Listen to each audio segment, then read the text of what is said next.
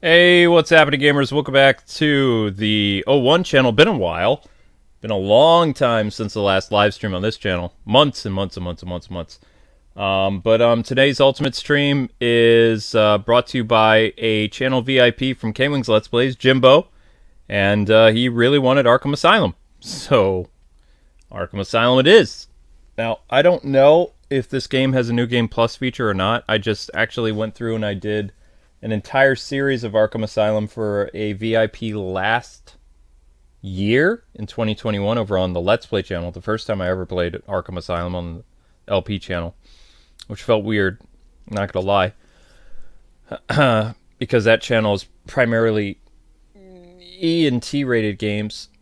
So this game, you know, yeah. See, December 28th is when I finished it. For over there. I don't know if it has a New Game Plus. Let's see. Does it have a New Game Plus? Did I break it? Continue story, extra content. No, it doesn't look like it has a New Game Plus. Story's over.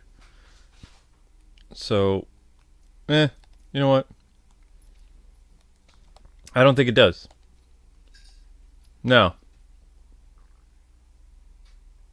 No, it does not. So we're just gonna make Batman a little brighter. Subtitles, yes. 3D display. I just put that Chobani 2% milk in my coffee.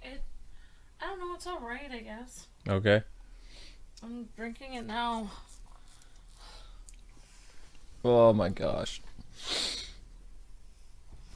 Yep. So thank you so much, Jimbo, for sponsoring today's stream. Thank you so much for your generous donation and being an ultimate member and keeping K-Wings Let's Plays on the air. You're amazing, Jimbo. Thank you so much. You're breathtaking. Wait, Thanks, you can't hear us? Oh, that's not good. I got my mic max too. Wait. Yeah, I literally have the microphone max.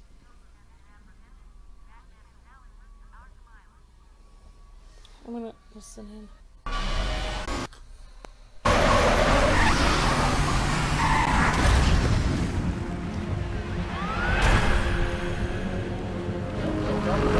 That's weird.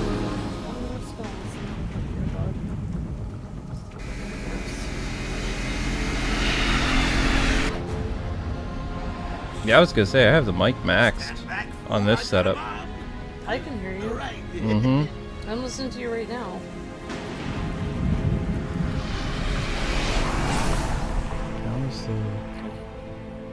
I can hear you fine. I can hear you fine. Oh, I thought we were dropping frames. I guess everything's okay. I don't know. I don't like XSplit anymore. I used to, but we can only use that Streamlabs for one channel.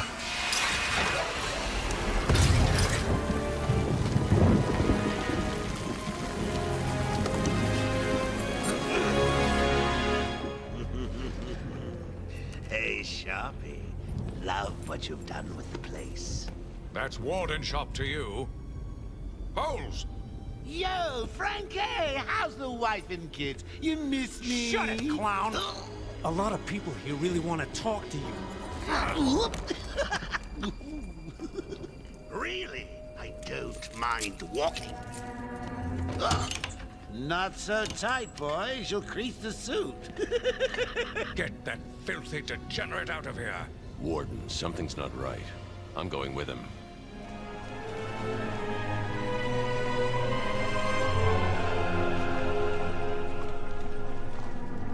This is a PS3 game, yes. Yes, sir. It's the OG. He's waiting for you down at patient handover.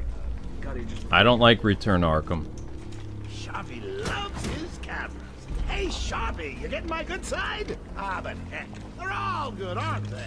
This time? Look at all this new security. How's a guy supposed to break out of here? New patient in the intensive treatment lobby. All non-essential staff to vacate the area. Oh, it's always nice to return to my sweet little hacienda.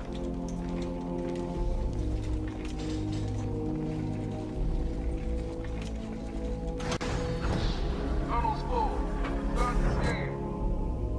Scan initializing. You know what? I prefer the good old cavity search. Much more personal. Count red light. Multiple prohibited items. I want Joker searched again. It's not the patient. It's Ooh, would you sneak in with your bats? Come on, tell me. Batarangs, bat claws, bat snacks. Bad snacks. scan is green on Joker. Open the gate. Get him out of there. I want weapons on him at all times. Not let him out of your sight.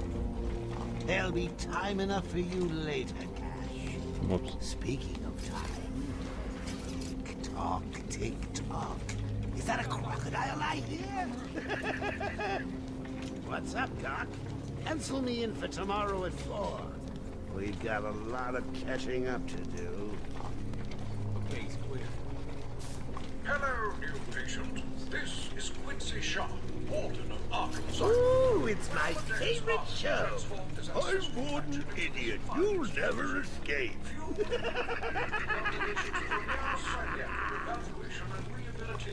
Hey, it's Joker. Criminally insane. Joker!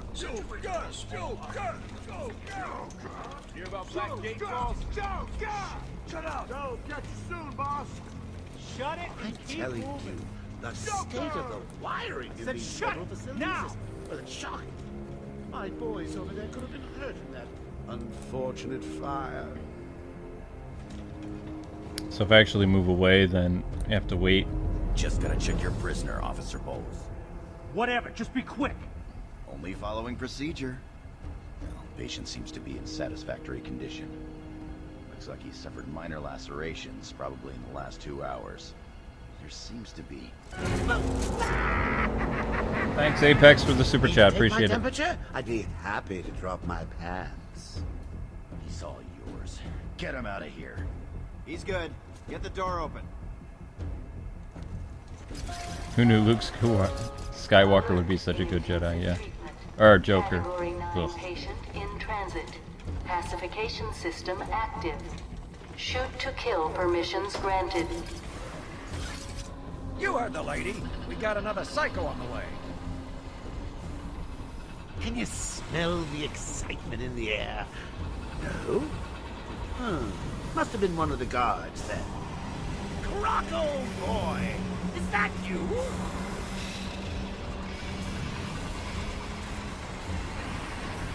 So is this the 4th playthrough? 5th? I've lost count. Keep your weapons trained on it at all times. 2nd playthrough in 6 months.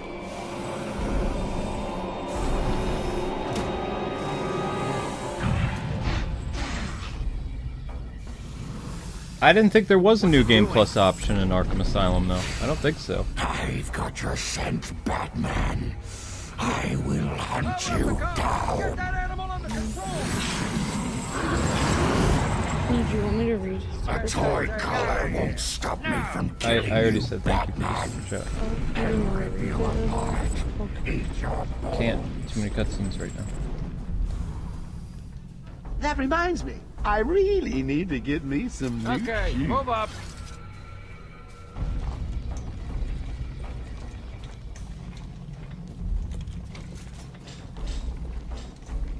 Something wrong with the brightness in this today compared to when I did it before. Eh. How come they let Batman pass? Whee! Great night for a party. Not where you're going. The night is young, Bats.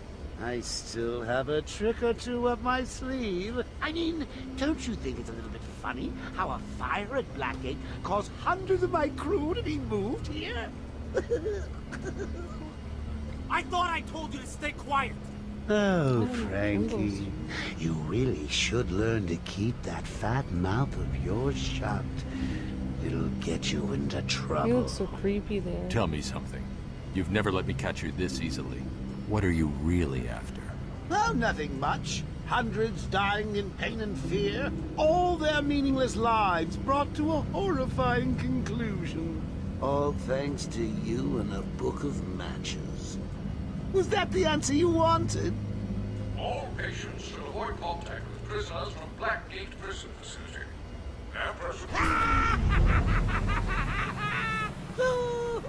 What's he doing? Stay where you are. Get a flashlight! Get a light on him! Our institution is temporary.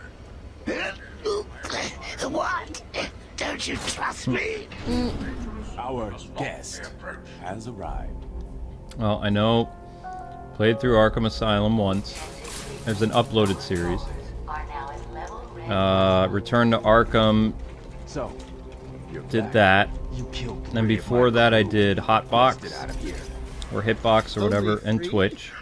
I'll be sure to try harder next time. Then I did What Return to say we Arkham. aim for 100?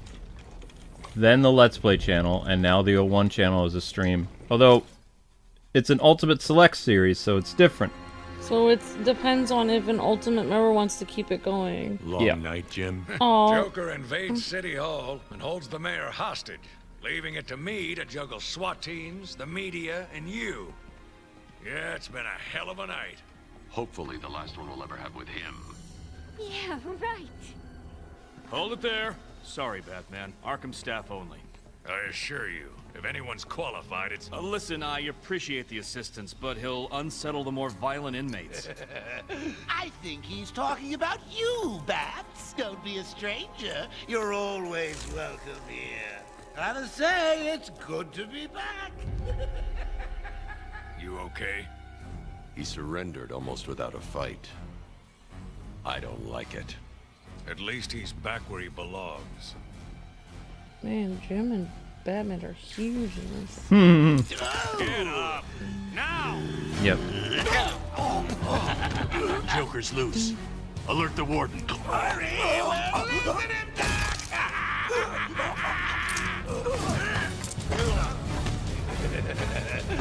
The joke's on you. Ta-da! Honey, I'm home. Come on in.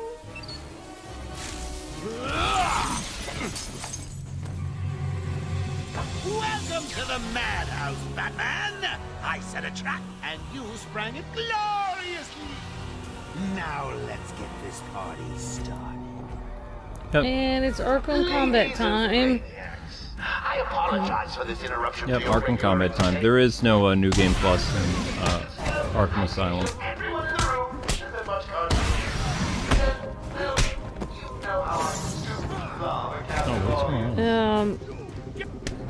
Yeah, Apex just wanted to tell you more Arkham content. Love to see it. I miss the good old days of walkthroughs and calling out the continuity errors of Arkhamverse.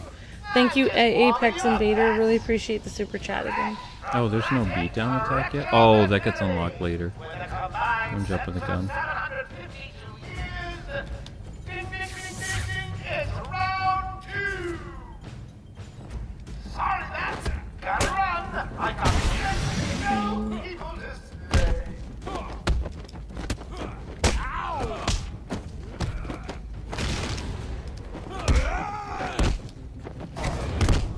That's what happens when you spend years punching crazy people, says Garrett. Maybe. I've probably played City more than I played Asylum. And thanks again, Jimbo, for sponsoring today's stream.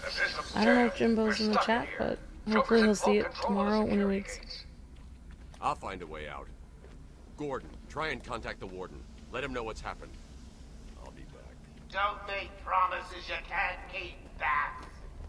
I'm in control of the asylum. You're not going anywhere I don't want you to. Understand? If you think I'll let you run... Always with the hero speed. Ooh, looking forward to watching you. Why didn't you just come find me? Oh yeah, I could. You know it's a trap. Of course it is. Of course it's a trap. It's always a trap. Yeah, we know that there was a really crazy thing that happened tonight on the Oscars, but Luke won't be able to look at the news until after the stream, so he's just been streaming all day. Doesn't really have any relation to anything I do, though. I mean, yeah, it's not like, you know, it. I'm not a drama channel that reports on all kinds of entertainment news. If it's related to DC, yeah, Will Smith is a DC actor. He plays Deadshot. But, I mean, it really doesn't have anything to do with the movies he's in, so, you know. Yeah, it's not really related to gaming and stuff like that, so. Yeah. I just... Only thing I don't get is... I mean, he and his wife have been very open about having an open relationship. I don't understand why he would be, I don't know, so protective of her when they're both very, not very good to their own marriage. You know, didn't seem like they cared about their own marriage for so long, so it just feels a little weird that, you know, whatever happened with that.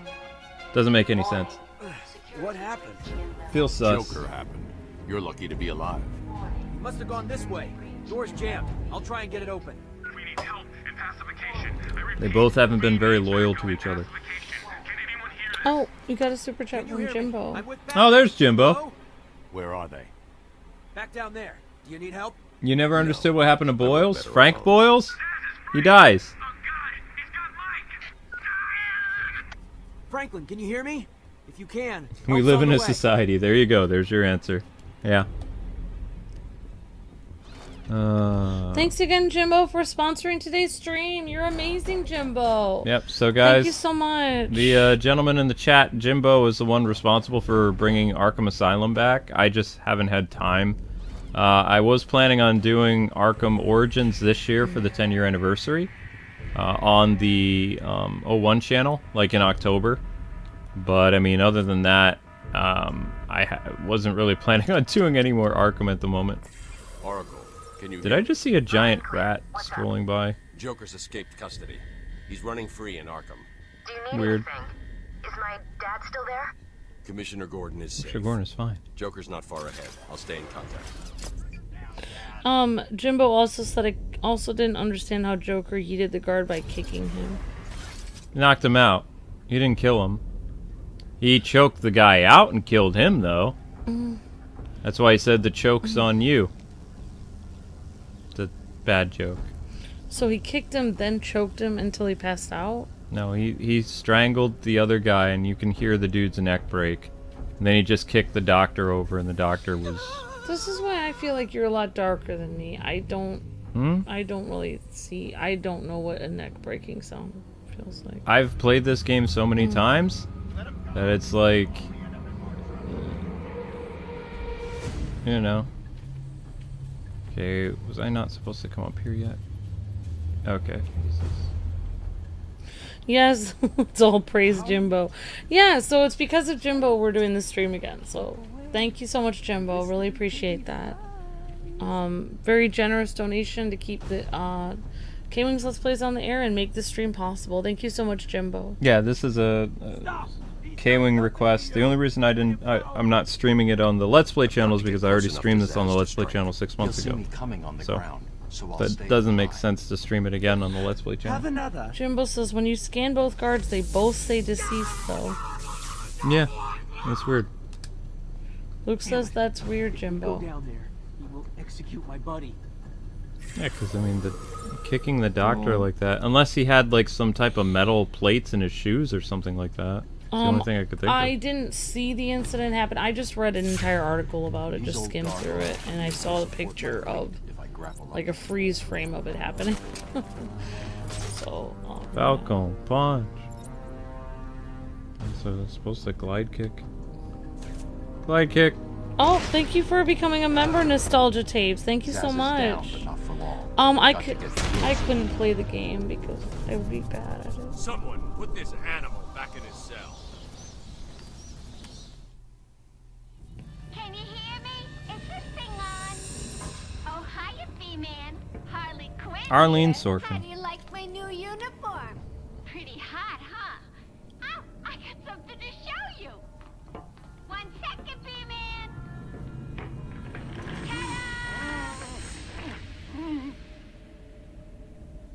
I'm now subbing for the old man. Old Sharp has never been happier. In case you ain't figured it out, Today is the Joker's big homecoming, and you're the guest of honor. You have one chance to surrender, Quinn. Tempting, Beth, but Oh, no that's right. I have thanks. Joker Now emotes the on this infants channel. I are forgot. running the asylum. Well, technically, the Joker's goons shipped in from Blackgate. You said But you you think get they the deserve idea. it. Quoting the Batman Arkham Asylum scene. You picking this up? Oracle, I'm here. Very nice. Arkham Asylum just vanished off the network. He's in control of the security system. He's probably isolated it from the I didn't grid. think the PS3 was actually going to work tonight for All this. police feeds are reporting he's placed bombs all over Gotham. Says he'll detonate them if anyone sets foot on Arkham Island. It's being suppressed at the moment, but the story will break any time now. He's lying. It's just a diversion to keep people away. How do you know? I know him. I don't know. Try the radio. Control should be able to shut down the gate. Harley thinks she has me trapped in this chamber. She never was very bright. Rescued by Batman. He doesn't look so good. Would I play this game Can you for an hear me? ultimate? You're going to be fine. Or is it taboo for me? I What do mean, you remember? I would play it. It's not taboo for me. Everything's under control. I mean, as long as I can stay awake to do it late at night, I'll try.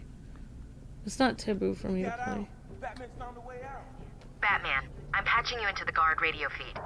Steve, more Blackgate prisoners. By the boiler. Who's that behind them? Oh my God, it's Joker. He's free. How'd he break out? Sorry, feed's down. Comms are up and down like crazy. It's not good. I'll keep trying. I don't think I would be very good at the game. Yeah. It's a hard game to play, so I think. But yeah.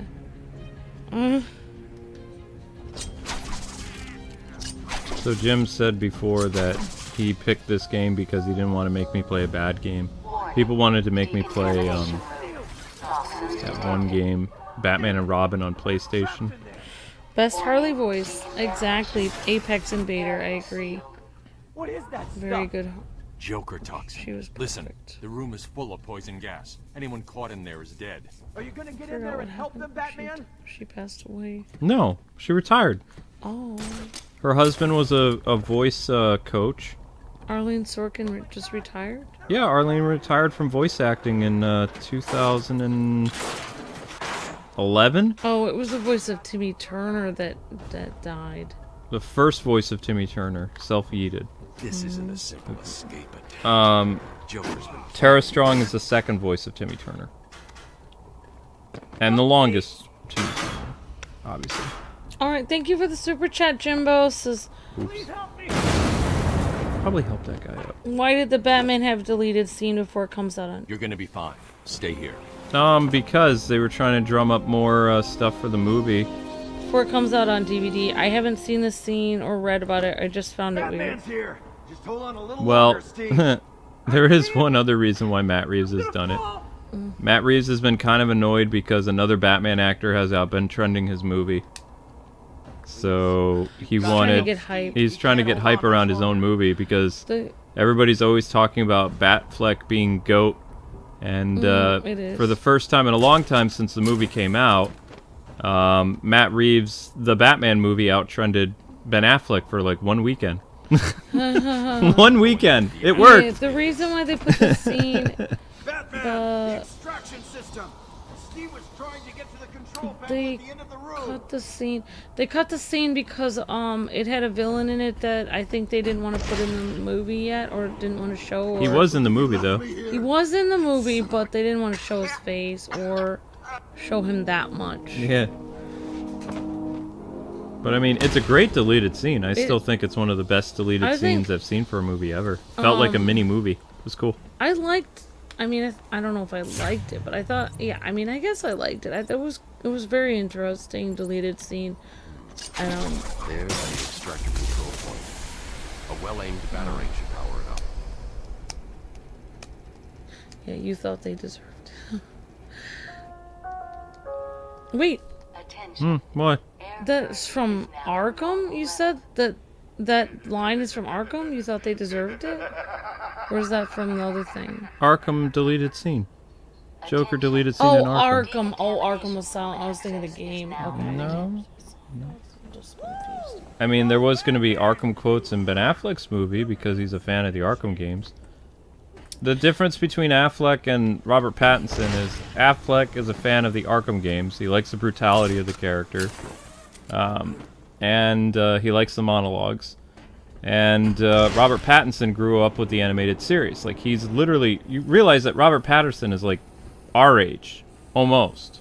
Like, he's, like, a little younger than I am. So he grew up watching the animated series. That was his Batman.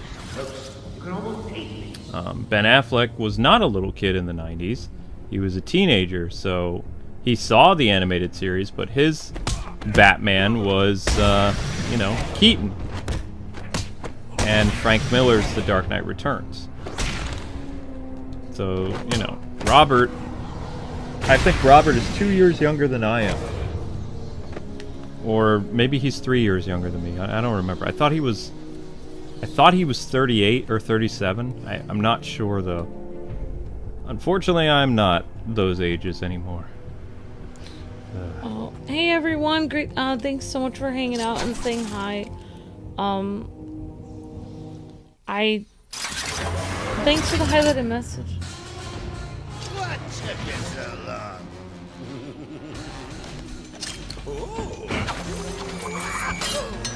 There's no escape, Joker. I will find you. Oh, I'm counting on it. Just not yet. I've beaten the original Ninja Turtles games, though. But I'm looking forward to the Cowabunga collection. That's gonna be awesome. Pattinson is 35? Okay, so he's 4 years younger than me. Nah, he's not that old. 4 years. Kevin Conroy is the true greatest of all time. This is Apex. Okay, thank you for the highlighted message, Pokewood. Member for 24 months. Wow, thank you, Pokewood. Batman hype. Also, what would you do for a sequel to Batman, Matt Reeves? What would I do for a sequel? Not the Joker. I want to do what Matt Reeves suggested. He would like to do Heart of Ice, or he would like to do Robin's Reckoning. I would be fine with either one of those. I'm also glad to hear that he would not make the Robin, any of the kids that were introduced in the movie. He would go with Dick Grayson, like the circus stuff, which is great. I would love to see him do an adaptation of, because I think Robin's Reckoning is like one of the best Robin origin stories ever made. I think he would do a fantastic job with it. And we got a super chat from Matthew Amatuna, and thank you, Matthew. Says, I remember watching both you and K-Wife as far as back as Lego Batman 2 when I was a kid. Thanks for all the memories. Thank you so much for the super chat, Matthew, and thanks for the kind words.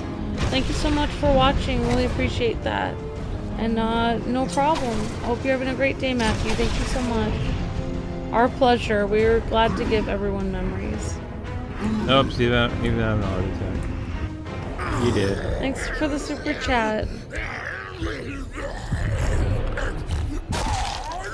Well, that was unexpected, wasn't it? Oh well, note to self, needs. You should play the rest of the Arkham series because you're Batman. Seeing as how I'm Nah, that's generous, AV. I'll give you this one for free.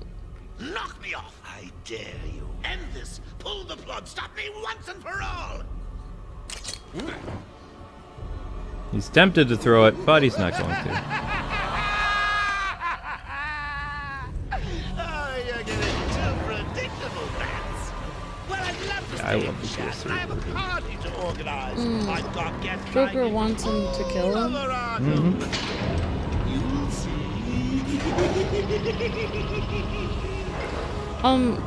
Pokewood said, I'm glad Matt wants to follow the comic lore. I wouldn't say the comic lore. He wants to do... Matt Reeves and Robert are both fans of the animated series. Ben Affleck was a huge fan of the Arkham games, and what's his name? Zack Snyder was a big fan of Frank Miller. So, I mean, you had different people that liked different stuff about Batman and media. I would have really preferred, like, you know, an Arkham movie, like Arkham video game type thing. And I think Ben Affleck is still the perfect guy to do that. And the fact that he's open to returning is always cool, so we'll see what happens. Like, the Bat embargo is dead. It doesn't exist anymore. Which is fantastic, because I hated the Bat embargo as a kid and a teenager. It really felt like it, you know, made things difficult. It made, like, a lot of things impossible. Such as, you know, having multiple Batman actors at once. You'd have, like, one Batman actor the entire time, and then 10 years later, you get a new one. Batman, I'm over here. Huh? What do you want? Oh, hello. It came out of nowhere. I dragged Jerry in here. Powered up the gate. Must have passed out. Joker went through that door. They'd do Heart of Ice What's if they on the did other it. side? That's a great story if it's actually handled well. Only way in is via the transport system. It's a beautiful story. It's sad. It's tragic. Not a problem. Make a I'll perfect just need movie. to call another cell. Okay. Something's wrong here. Oh yeah, the Bat embargo's dead. Oh. Having a little trouble up there? You have like 4 Batman actors. Expecting maybe Two-Face? 5, technically. There's no escape, Joker. Silly Bat! I don't want to escape. I'm having way too much fun. I even have you here to give a smile on my face. Not for long. Really? We'll see. Ta-ta! Oh, I forgot to say. Just in case you were planning on following me, I've arranged a little insurance. Gordon is on his way to Harley as we speak. Officer Bowles. If I see you trying to follow me, he dies. Harley's looking forward to it. Maybe I'll film it and post it on the internet. The transport system is down. Best I can do is open the door you came in. Sorry. That's fine. I noticed some telltale reference. Bowles wasn't too smart. He'll have left a trail. Jimbo says, I noticed some telltale references and Long Halloween references in the Batman movie. What? I'm just... Yeah, no, you're fine. I noticed some telltale references and Long Halloween references in the Batman movie, says Jimbo. Thank you for the super chat, Jimbo. Very cool. Luke says, And Nostalgia Tapes says, thank you for the super chat, Nostalgia Tapes. So I wonder how they do Mr. Freeze gun in the next Batman movie since they're trying to make it believable. Thank you for the super chats, Jimbo and Nostalgia Tapes. That's a good question. I don't know how they would do the freeze gun. They would think of a way to do it. Yeah, because they're trying to... Is there ever days where you wouldn't like playing Arkham games, says Daniel. No. Joker's escaped. Luke always likes playing the Arkham games, Daniel. He loves Batman. Don't worry, I'm getting him back. Okay, I know. I'd rather play these than some of the Oracle, I'm older getting him Batman back. games. Joker will not win. I won't let him. I'm starting where he was taken. A guard named Frank Bowles attacked him. If I find Frank, I'll find your father. Bruce, hurry, please. Oh. Yeah, thanks for all the super chats, guys, and highlighted messages, and thanks for all the members in the chat. Really appreciate that, everyone. My theory for the next Batman is Alfred will become Mr. Freeze because he's the butler. He has no one to put a coat on him. This is Nostalgia Tapes. Well, No. there you go. Maybe. No. Yeah, just so you guys know, this stream is actually sponsored by Jimbo, so without Jimbo's generous donation, we wouldn't actually be playing it today. So it all depends if Jimbo or another Ultimate wants to continue the series by sponsoring it, because we just don't always have the time or the stuff like that to keep doing Arkham and stuff. I will be streaming some Batman stuff this year. Oh, going the wrong way. I thought I was supposed to go where the teeth are. Oh. I messed up. I messed up. I went the wrong way. Yeah, I mean, we had a ton of comments, questions in the chat, but I don't even know how to even begin. I can see some of them. I made a mistake. I made a mistake. I made a mistake. The weird piano noises are creepy. Yeah, I mean, it's never explained, like, if he knocks the guy out at the beginning, why is he dead later? It doesn't make any sense. If he just knocked him out. It's possible he had a knife in his shoe. Don't know. How did Frankie go way back? I got him out of the bother a few years ago. So when I need security codes or an old man to be cut underground? Pretty sure this is the one. Yep. Yep. Garrett says Lucas and Batman, he's Green Arrow. Ha ha. Aw, Matthew says, thanks for everything from you two and all the memories. I watched as far as back as Lego Batman 2. Thank you so much, Matthew. Appreciate that.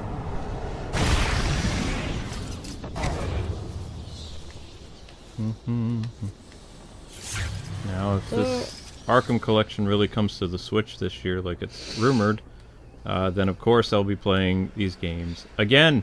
Except this time I'll be playing them on the Switch. Huh.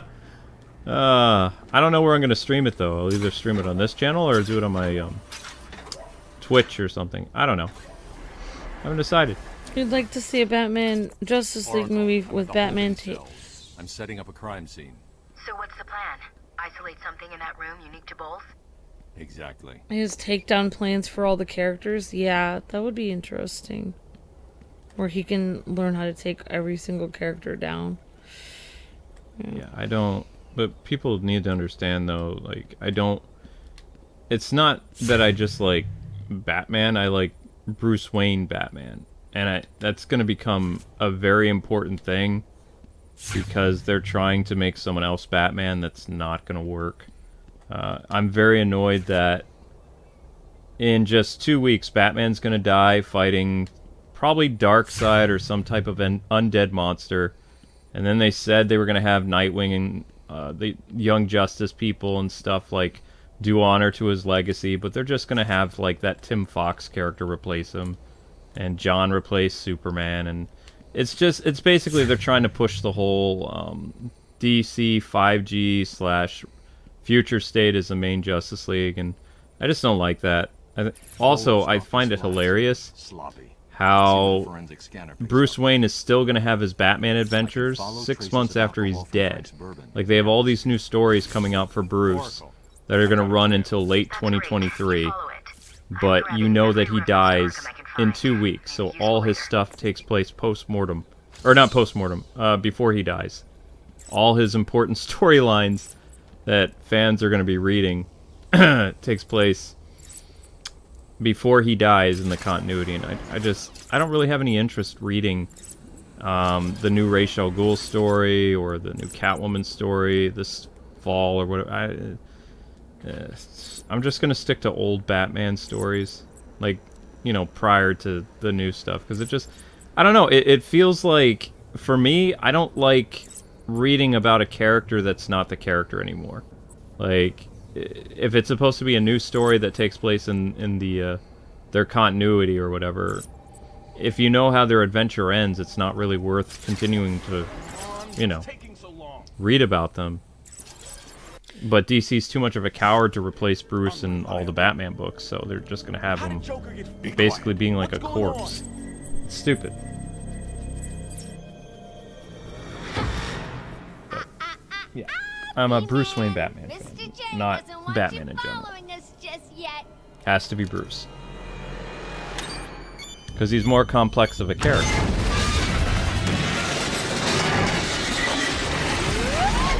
Bye, Arlene. Get down. Boom. Oh, wow. I don't know how they could have screwed this up so much for Return to Arkham. They got rid of all the gloomy atmosphere. The PS3 game just looks still so good. So why did they weren't standing under that, though? Yeah, he was. He would have been smashed. Oh. He was, like, right here. The impact of the elevator, he could have been Gordon impaled, was all taken kinds up of to the stuff. surface in the elevator. Batman did the If I right wanna thing. follow them, I'll need to do this the old-fashioned way. Thank you for the super chat, Big Shark. I can read it after this or now. Big Shark says, I really want them to do Black Mask or Two-Face in a film. Also, K-Wing, what films do you see Matt Reeves adapting to the big screen? Mr. Freeze, big screen, probably Poison Ivy. Although not for a while. I want them to go the route of more, mob villains. Like, I really want them to bring Tony Zuko to life, because it would be the first... If I was Matt Reeves and it's like, alright, we want you to do the Robin story, it'd be like, alright, I want to bring a character to film that's never been to film. Because remember, they made, Two-Face the murder of Robin's parents in Batman Forever. So essentially like a spin-off of the Keaton universe. They've never done the Tony Zuko, Dick Grayson story arc. Ever. On film. Only the animated series has done it, and the 2004 The Batman Show. That's it. Tony Zuko's never really been utilized. The Chris Nolan movie did Joe Chill, kind of. So... if people are wondering, are you going to cover the death of the Justice League in April? It's like, yes, I'm going to do a video on it, and I will do a couple videos on Dark Crisis. The art style looks amazing, but I don't like what they're doing. I am waiting to get back at some of the haters that were making videos about me saying how there's no way DC would fast-track the Future State characters as a new Justice League. It's like, I want to take their comments and put them on my fridge because they were wrong. And they made like some videos blasting me on YouTube. I think it was like 6 months ago or something like that. And I was just like, oh, that's going to come back and bite you because I'm right, you're wrong. Thank you for the super chat, Neil Berry. Says, hey K-Wing, do you think the upcoming Suicide Squad will be a prequel to a Justice League game and possibly bring Batman back in the game? I don't know what they're going to do. Like, I mean, Batman is obviously around in the Suicide Squad Kill the Justice League, and it takes place probably almost a decade after he supposedly died. So, I guess we're going to find out how Bruce Wayne faked his own death and everything. And, I mean, I'm pretty sure that he's going to be like Brainiac's lieutenant or something. Like, he's going to be how Brainiac was able to turn the entire Justice League. Probably incorporating Batman's, like, Tower of Babel type stuff. You know how he has his contingency plans to take down the Justice League? I think that Brainiac somehow turned Batman. But the thing that I've talked to Rocksteady about, and I'm just going to be completely candid with you guys. I have spoken with them through Skype and other things. And I just asked one of the guys up front, I was like, wouldn't it make more sense that if this Arkham game was, like, not necessarily in your continuity, which I know you guys created the game, but what if it took place in, like, an alternate universe to your Arkham stuff? Like, there's so many DC multiverses, you didn't really make it easy to continue where you left off in Arkham Knight. So it's like, you know how there are different, like, Batman stories that it looks like it's the same Batman that you're accustomed to? It's like, well, what if this was kind of like a multiverse, like a branched reality, where Batman was never, you know, had his identity exposed and it had a different outcome after Arkham City or something like that. Like, more in line with what Paul Dini wanted to do or something. And they said it was a fascinating idea, but it's still somehow connected to the Arkham games, and I'm like, but how is it? I mean, look what you did with Deadshot. Look what you did with this and that. And they said, well, we can't really discuss details about that yet, but you might like where we went with that, and you might not like where we're going story-wise, but to us it kind of makes sense. And it's like, oh, okay, I guess. But, yeah, I don't know. I just, personally, when I cover the games, I'm going to look at it as it's kind of like either an Elseworlds or like a branched reality, because there's so many things that they're going to be doing with the Justice League and all this other stuff that it feels really weird, but definitely Brainiac turned everybody somehow. I want to think he used Batman's contingency plans to do it. Oh, who used his contingency plans? Batman did? Brainiac used Batman's contingency plans and made them worse. Yeah. Brainiac takes his plans. Yeah. An elevator That's my... I mean, yeah, he has his plans written down, so... How else could Brainiac have taken down the Justice League? Yeah, that's true. I mean, he doesn't know all their weaknesses and stuff. He's, like, not a character that's really accustomed to being around the Justice League. If Batman has known the Justice League for a long time, and it's shown that he... Why in the world would his Batmobile be out and about in Metropolis and all this other stuff? You know? It's just, I don't know, something to think about. Mm-hmm. I could be totally wrong, but, I mean, Rocksteady's not going to tell me. They don't comment on rumors and speculation, or theories. They don't do that.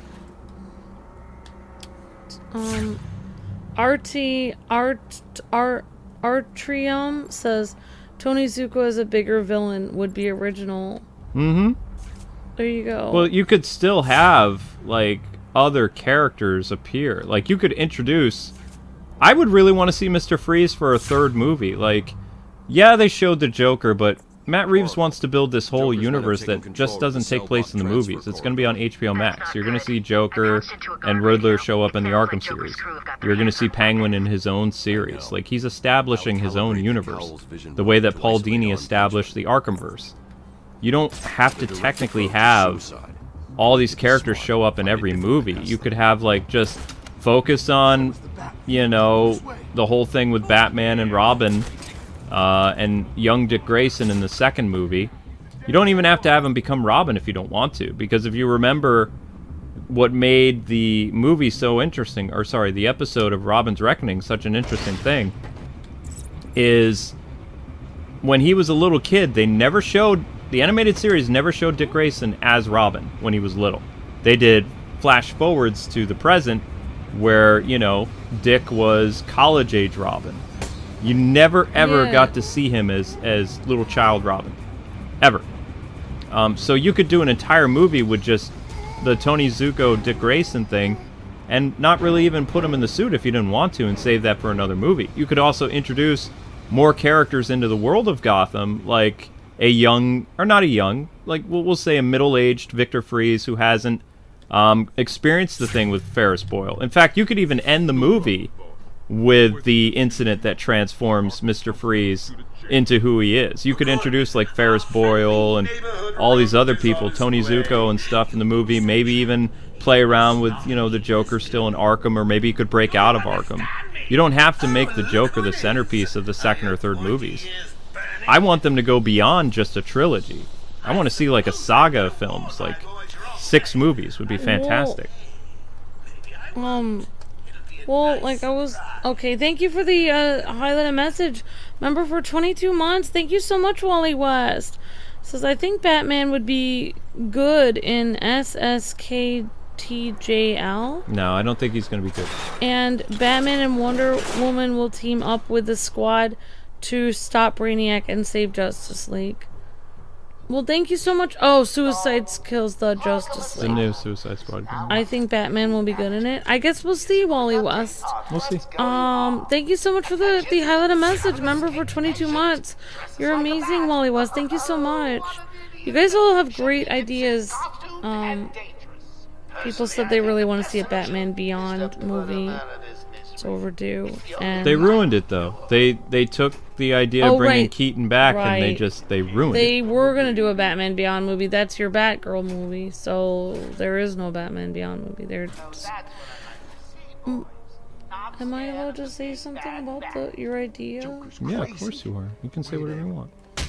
Well, I was just thinking, for me, Robin's Reckoning was my favorite episode of the animated series, actually. And but one thing I realized, I don't know, I guess I always feel like the characters when I watch something, and when I watched that episode when Robin, well, I don't want to talk too much, but when Robin was like, he was just an orphan and he was taken in by Batman, and he was just in the house and he didn't know that Batman was Batman. And then he was just like, let's go home. And then he was like, what are you talking about? And then he brought him home. It was like that moment after... Yeah. After Robin went through all that, where he became angry the way Batman was, and he realized... It was like they bonded, and then it was like that moment. I felt like, personally, I felt like after that thing where he brought him home and showed him he was Batman, I feel like after that moment was when he realized, wow, this kid is just like me. Like, I don't know, it felt like he was going to become Robin after that. Like, that's what I felt like. At first it was like, no way can I show this kid I'm Batman. And then after he realized they had the same kind of pain from what they went through, you knew that that kid would be like, if you handed him a suit and a way to fight crime, he would be like, you know, he would be like, yeah, I want to train to fight crime so this doesn't happen to anyone else. Like, you know, they were the same. They had the same, like, feelings, or the same heart. Robin and Batman. Dick Grayson and Bruce were the same. Never mind what I'm saying. No, you're fine. I'm gonna do it. You're totally fine. The Joker scene was amazing. Definitely Joseph West. Yeah, I'm sorry. I don't know, that's just my opinion. Your opinion's fine. I don't have an issue I just with think that that would be good because you said, like, it would make a good movie, because if you did the Tony Zuko storyline, that if you're going for realism, then that would actually show the audience why he decides to become Robin, because I don't know what it is, but it was just like they came to an understanding, like, that day, like with the Tony Zuko thing, and then it was like, okay, I'm gonna let him into my world and he's gonna be Robin now. That's what it felt like to me. Oh, I don't know. I don't have my background. It's just my opinion. Do I not have my background? This is my opinion, but... Huh. I watched that episode last week. It's a 2-part episode. Yep, it is a 2-part episode. It's a really good episode. Yeah, you guys have a lot of great ideas. Thank you for that highlighted message, Wally West. Yeah, people were talking about it. They want to see a Batman Begins movie, and then you had some other really interesting ideas from the chat. James was saying we're long overdue for Batman Begins, and some other people were saying that as well. I'm excited for Gotham Knights. I really wish they would have made an Arkham game, though, to be honest. Another one. They were gonna make one. I feel like everyone would have rather had another Arkham game. They were gonna make one. It was gonna be Damien. They got cold feet. What is your favorite portrayal of Bruce Wayne?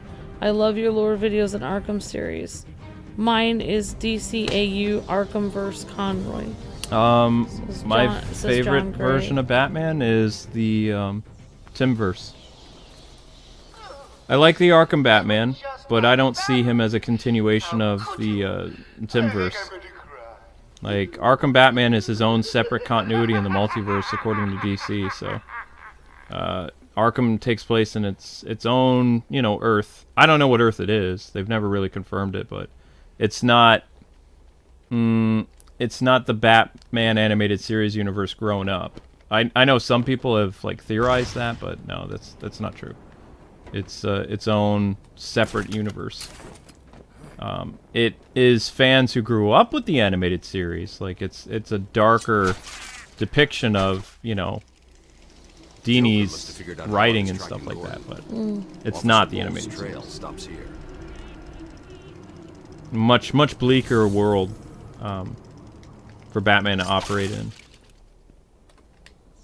Which makes sense, because most of the people who were playing this game were kids who grew up with the animated series, and it just spoke to them on a different level. Yeah. You guys have a lot of ideas. Okay. Yes, it is I, Edward Nigma, the Riddler, and more importantly, your intellectual superior. My genius has allowed me to easily hack into your primitive communications. My goal is simple.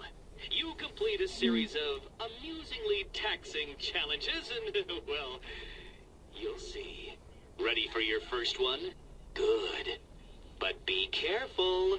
Don't cut yourself on this sharply observed portrait. Nothing. Nothing. You have a lot of questions in the chat. I'm just gonna sit and watch you play the game.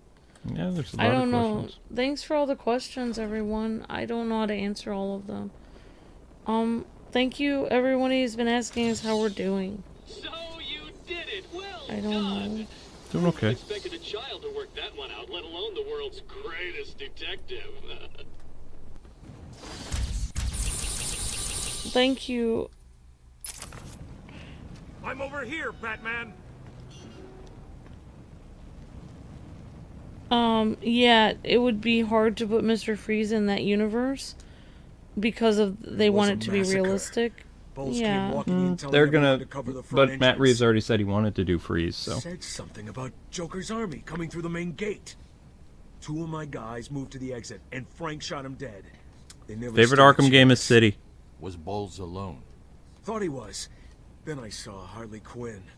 She was surrounded by Black Gate prisoners. They were just killing everyone in the room. I had no choice. I got in here, locked the door. I could see it on the security feed. They had someone with them.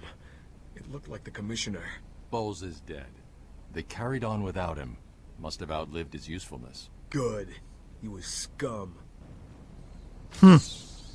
Well, I mean, if they were able to pull Freeze off look and after make it look Maria. realistic, it would be very shocking. The same as when they did, like, Two-Face with his face half off. It was very shocking. They were somehow able to make it look realistic that you were, like, kind of like in this iron lung thing, but it was frozen. Like, that would be very horrifying and shocking to look at. So it would be very shocking if you think about it. I think all the Batman villains in Matt Reeves' universe are going to have kind of like a horror motif. If you think, like, what would it... That's the type of movies he makes. If you think about it in reality, think about what it would actually look like to have somebody in some kind of freeze tank where they can never leave and their eyes start getting red. I mean, that would be horrifying to even think about. He could be very horrifying. We apologize for this interruption to our regular broadcast. Jack Ryder is live from the Gotham Bay area with some breaking news. This is Jack Ryder with breaking news in the Gotham Bay. We are getting reports of an armed siege on Arkham Island. 2 minutes ago, Joker broadcast to all news channels this chilling message. Greetings, Gotham. This is the voice of your new master. Oh, hang on.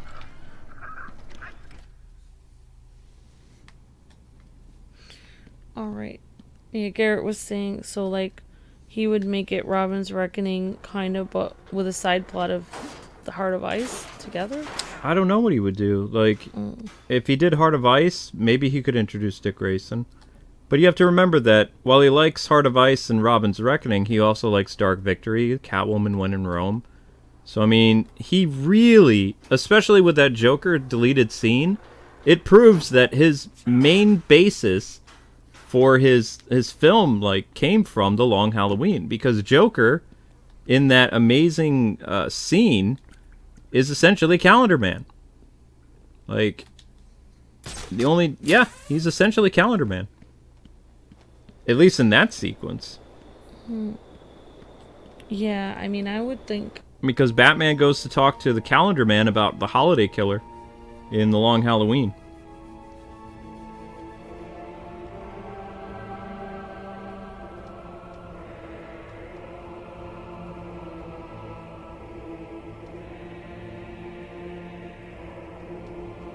Would I make a custom freeze suit for myself? Should be cold. I I guess. agree. Freeze would look pretty jacked up. I mean, he would look great. Like, I think that's what I like about the animated series is it takes very dark things, but they're animated, so it's not as terrifying since it doesn't look realistic. I heard what happened on the news. Thought you bringing Joker back here was a good thing. So You can actually talk to all these guys before they die. Oh, wow. Because he's gonna die. But if you think about it, if you took some of the villains from the animated series and they actually looked how they actually would, it would be Disable the horrifying. Batmobile's countermeasure system. I saw the alert. What's wrong? Where are you? I'm outside the Arkham Mansion. Harley Quinn probably triggered the alarm. If she's still got Gordon with her, he could get hurt. Okay, done. The Batmobile is still parked up outside the intensive treatment building in Arkham North. I've sent you the schematics for the entire island. I've marked key locations like your car. Thanks, Oracle.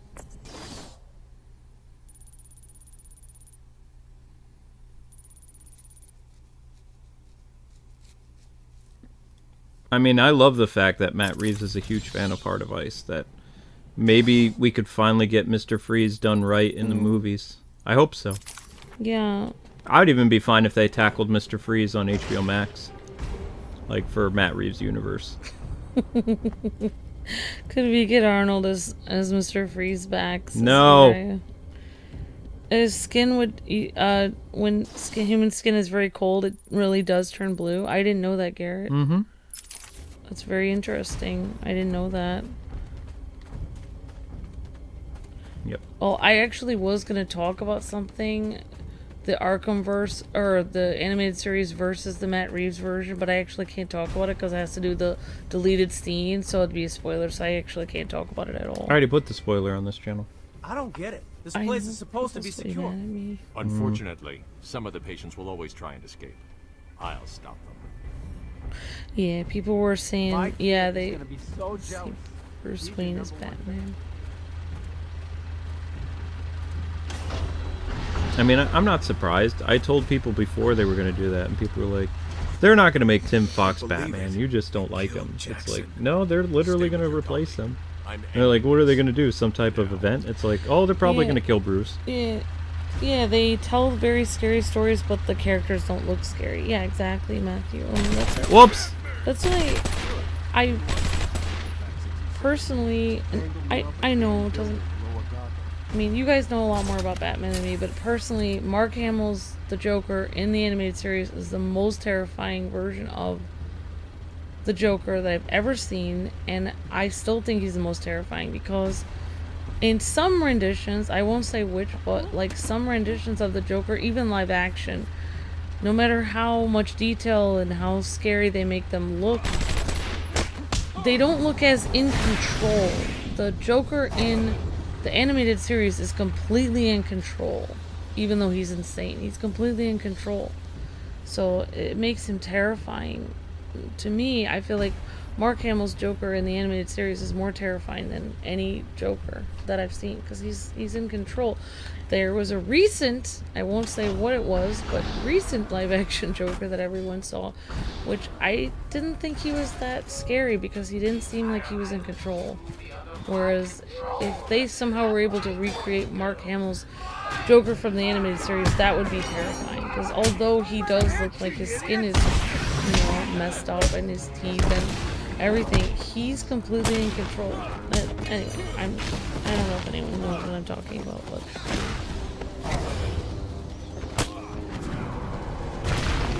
whoops.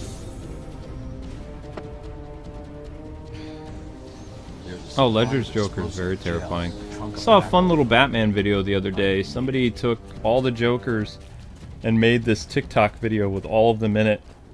They're all smoking around this poker table, and they're talking about a heist. Like, Jack Nicholson is the one talking. You've got Cesar Romero sitting there. You've got Joaquin Phoenix, Jared Leto, and then you have another Joker show up, like, in the middle of their conversation, and it was shot so well that it looked like it was real. I was like, oh my gosh, how did they do this?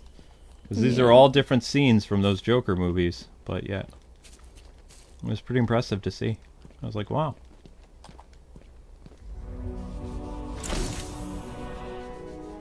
I don't know what that means. Oh, he's reckoning Batman Sub-Zero. Batman Sub-Zero was an animated movie. Oh, did I watch that? It was a Mr. Freeze movie. It was animated, Harley yeah. trashed the You've seen it. car. Looks like there was a scuffle. We need to search the area around the Batmobile. There could be a clue as to where she took Gordon. I need to isolate a trail in the crime scene around the Batmobile that'll lead me to Gordon. All new residents of Joker Asylum that they are expected to follow one simple rule. Punishment for not following this rule is death. No. Don't get too full of yourself, Dark Knight. It only gets harder from here. Mm-hmm. You say so, Riddler. If you say so. My poor Batmobile. Sage LG says, love watching the streams but it's 3:15 and I have to work in the morning, so no worries. Keep up the fantastic work. One of the best YouTubers ever. Thank you, Sage. Have a great night. My point of view is so crazy to think about. I don't really understand what that means. You'd have to give me Point of context. view from what? You'd have to give me some context. I don't know what that means. Hey, I don't want anyone missing the party. Crazy as in bad crazy or good crazy? Spot on crazy? Maybe they're talking about my point of view. I don't know. I don't know. Where am I going? Oh, I went the wrong way.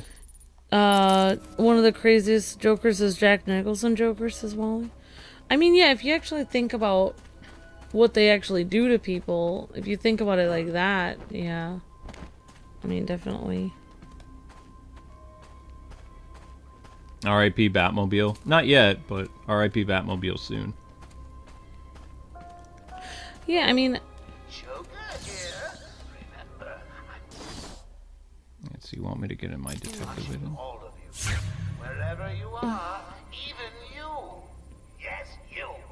I'm sold on Nick Cage playing Egghead, says Big Shark. No.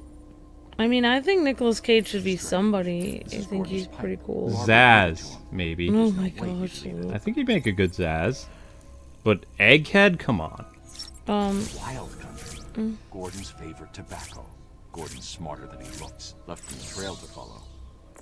Oracle, I found a pipe. Oh, the Joker thing? The Joker thing's a real TikTok video. It was interesting. There's no way he'd leave it. Exactly. He's left me a trail to follow. He's alive. I was surprised too. I was like, man, I wish I could edit something like that together. It looks so cool. Yeah, I don't know what a lot of these comments mean, but Marvel Nerd says... The security doors are locked. I'm going to have to find another way around to get back on Gordon's As soon as Batman's done with his monologue, I did want to... Anyone seen the big bad Joker's still talking. He may look like an idiot and talk like an idiot. I can't see any tobacco clumps. I'll just I'm say going to have to retrace my I don't steps know. and pick the trail back It's up. hard to answer every question, so there's a lot of questions. No, it's okay. I did want to ask or answer one question that was a while ago that I saw. So people are asking, what the heck is a bat embargo? I've never heard of that. If you're new to my channel, the bat embargo was a thing in place that Warner Brothers had in terms of Batman content dating all the way back to 1992 with Batman Returns, which stated that certain Batman characters could not appear in any other media other than film. So that is the reason why both Catwoman and other characters disappeared from Batman the Animated Series when Batman Returns came out, and it's also why when the Riddler and Two-Face were major characters in the 1995 Batman movie, that they appeared less in the animated series, because they wanted the only place that you saw the Riddler and Two-Face to be in the movies. And now they kept doing this for many years, and it would cause limitations for Batman characters to appear in crossover media like the Tim vs. Justice League, which eventually they did get the Joker, the ability to have him come in for a while. But then when they rebooted the, the Batman stuff again, with Christopher Nolan's movie in development, they had to yank the Joker and other Batman villains from the Justice League cartoon show. That's why Joker disappears and doesn't return. He only is in a couple episodes of the early Justice League, like before, the Justice League Unlimited or whatever. He disappears completely, and that's also why they couldn't have Catwoman and other characters in that show. And that was actually, the Bat embargo was brought back because of Christopher Nolan, and he had a huge list of characters that he wanted to appear in his universe. And because of that, those characters couldn't be in the movies. And now, we come all these years later, Matt Reeves tried to bring back the Bat embargo. Ben Affleck did not. Ben Affleck was always okay with multiple versions of Batman being on TV and whatever. And that's why we had so many different versions of Batman. And I would say 2016 is when the Bat embargo died, because we had like Batman cartoon stuff with Justice League action, along with some other Batman related media. There was no problems with it. Isn't it? What do I have to do? Oh, my explosive gel. Sorry, I'm not even thinking right. There we go. Spray my explosive gel, and in we go. And everything was cool with that. Matt Reeves supposedly tried to reenact the Bat embargo with, you know, his version of Batman being the only place that Batman would exist. But Warner Brothers actually stood up to a few directors and they said, no, you know, we have Batman on Titans, we've got Batman in the Flash movie, we've got Batman in an upcoming animated series called The Caped Crusader. So they didn't go for that. No, so the Bat embargo is finally dead, which means that for the first time in almost 30 years, you can have as many different versions of Batman as you want, and it doesn't really, you know, cause any problems for the current Batman actor. So people have a lot of different versions of Batman that they can enjoy, whether it be in comics, video games, movies, animated films, all that other stuff.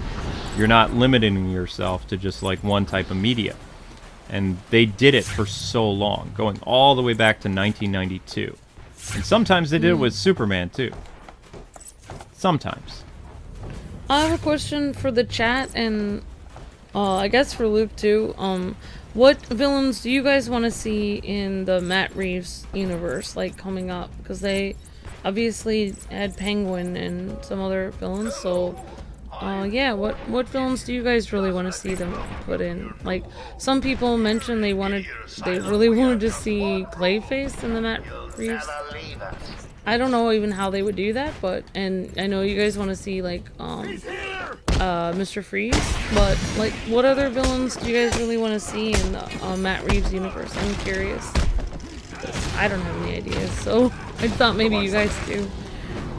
I don't know, Luke, do you have ideas? Oh yeah, you said, like, Tony Zuko and Mr. Freeze. Tony Zuko, Mr. Freeze.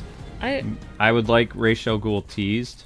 I just want them to bring back, I just want all the movies to be with the Penguin, because he was my favorite character and all. He was my favorite character. I would like to see Matt Reeves' interpretation of Scarecrow. I don't know, I hope they bring Penguin back. He was very good. He is. He's getting his own show. He did a fantastic job portraying the Penguin. I know, he's getting his own show though. Actually, I feel like he was one of my favorite actors in the entire movie. His own show is going to be called The Penguin Show, or Penguin. Well, yeah, the Batman good for Penguin. him. Yeah.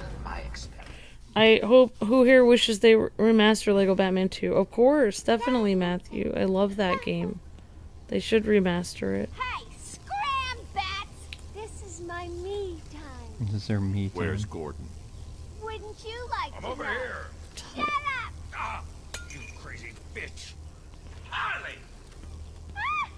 What's he doing here? It's too early. I'm sorry, Puddin'. Don't be angry with me. Mwah! Oh, you little minx. I can never stay mad at you. Sorry, B-Man. You'll have to find another way.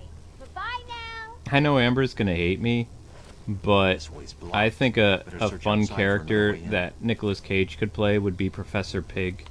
I think Professor Pig would work really well in Matt Reeves' Luke, universe. you're gonna make me hate Nicolas Cage. He's one of my favorite actors. Now I'm gonna hate him just like I hate Mark Hamill for playing the Joker. I can't handle that. Look, why would you do that to me? What? I'm just saying. I'm never gonna be able to watch the National Treasure movie again. Oh, he's just an actor. No, it's not the same to me. It changes people. I can't do that. Well, Nicolas Cage is now dead to me, because once you say it, Warner Brothers is gonna now ask them. Now it's over. I'm never watching a Nicolas Cage movie again. It doesn't work that way. Uh-huh. Yeah, whatever. You just mentioned something about something, and everyone quoted you, and suddenly... Nope. Nobody quoted it's me. over. I didn't even write anything on my Twitter. You had a question that was interesting from Tyler, but I can't find it anymore because I can't even. No worries. It was something. Oh, right. I remember the question, but I can't read it because I don't know where it is. Something about, do you think the Justice League cast will come for the Justice League kills the Suicide Squad, or like some kind of You mean the Bruce Timm cast? I don't know. I can't find the question anymore. I think basically what people do you think are gonna voice the Justice League kills the Suicide Squad? If Wonder Woman, like, although it is interesting, the Wonder Woman who made her first animated appearance since the Super Friends, she's been voicing Wonder Woman in so many movies and video games since then. Like, I would love for her to have her own, like, we don't know who's going to be cast as Wonder Woman yet for the Wonder Woman video game, but I would love it to be the more well-known Wonder Woman actress. I think that would be amazing. Susan, I think, is her name. I would love for her to be Wonder Woman in both the Suicide Squad Kill the Justice League and in her own Wonder Woman game, because Kevin Conroy showed that he can play a multiverse version of his character, like in so many different alliterations. It would be amazing to see how well Susan could do as the role of Wonder Woman, like in another setting, like another multiverse setting. That'd be awesome. Yeah, Susan Eisenberg is her name. Exactly. Yep. That'd be really cool. Master crime fighter Bruce, really. Charles Dredd says Dave Bautista as Bane. Yeah, that would be fantastic. I would love to see that because he works really well with what's his name? James Gunn. Oh, wow. I think that it's important to partner people who are very, like, actors and directors who are familiar with each other. Like, you know, Dave has good chemistry with both James Gunn, and I believe he's wanted to work with Matt Reeves, so I could see Dave becoming Bane. But the thing is, I think that it's too soon for Bane in the Matt Reeves Batman universe. Just like I really thought that Bane was too soon for in the Batman movie. Or, sorry, in the Nolan universe. But what they did, clever-wise, in the Nolan universe is they did a time skip of like 8 years. So it makes sense that Bane would come and, you know, really bring the pain to Batman. That made sense. Because that's how it happened in Chuck Dixon's run of the Batman, is Bruce Wayne was Batman for like 20-something years. I really wanted to see Bane battle Ben Affleck's Batman, though. Like, oh, wow. Based on like that 20-year history, like Bane was basically obsessed with Batman for decades. And that's what made the fight so interesting. You know, everybody's always like, oh, using the Nolan example of Bane, and yeah, Affleck would body, you know, Tom Hardy Bane, but you have to imagine that the Bane that Affleck would fight would be monstrous, because he's the comic book Batman, aside from the killing. Like, his characters outside of Joker, with Joker they made look like All-Star Joker, which I hate All-Star Joker. I was never a fan of All-Star Joker design. But that's just me personally. I didn't... All-Star Batman was a dumb run where basically Batman fed Robin rats. And just... Frank Miller was going cuckoo for Cocoa Puffs. Oh, a lot of people think Dave Bautista would be great as Bane. You have a lot of comments about that. I also think it would be good because there's an important reason why. There's this crazy thing going on in Hollywood right now where actors are not allowed in a fantasy setting to play somebody that they're not born of that nationality, and I think that causes a lot of limitations on art. So, I mean, if Dave really wants to play Bane, just because he's not Spanish or Puerto Rican or whatever, he shouldn't not be allowed to try out for the part. Yeah. Because when they do that, they're going to keep limiting themselves. Eventually, it's going to come back and bite them in the butt. 2 actors actually spoke about that. The guy who played Gandalf. Gandalf and Andrew Garfield said something about it. Yeah, and Andrew Garfield. They both were talking about it. Yep. And Gandalf was saying, well, you're saying, like... Well, he said a bunch of different things, but he said, so you're saying, like, I can't play someone based on... you know, my, orientation, or if I'm Jewish or whatever. And he was like, well, what are you saying? Then you're saying that I can't play people who aren't Jewish. He's like, so then I would not be able to play a Gentile. So he's saying, like, if then it would go both ways. So then he was saying, like, so you're saying nobody can play this unless they're Jewish. Well, then I couldn't play anyone who's not. He was saying this doesn't make any sense. And then Andrew Garfield chimed in and said, yeah, like, I agree, like, because, you know, if you can only play exactly who you are, then that's limiting art, exactly like you said. Like, you cannot have any fantasy, you cannot have any imagination. You can't imagine yourself in somebody else's shoes, which is the entire point of acting. I know, it's so interesting. Then, what, you can only be exactly who you are, or, you know, that doesn't make any sense. The good news is, you know, it's always darkest before the dawn. Things have been getting very bleak in the world and stuff like that. And people are like, well, you know, things are super woke right now and all this other stuff. But it's like, it's going to swing back because Hollywood is not going to be able to profit from it much longer. Because people, general audiences, are really getting tired of it.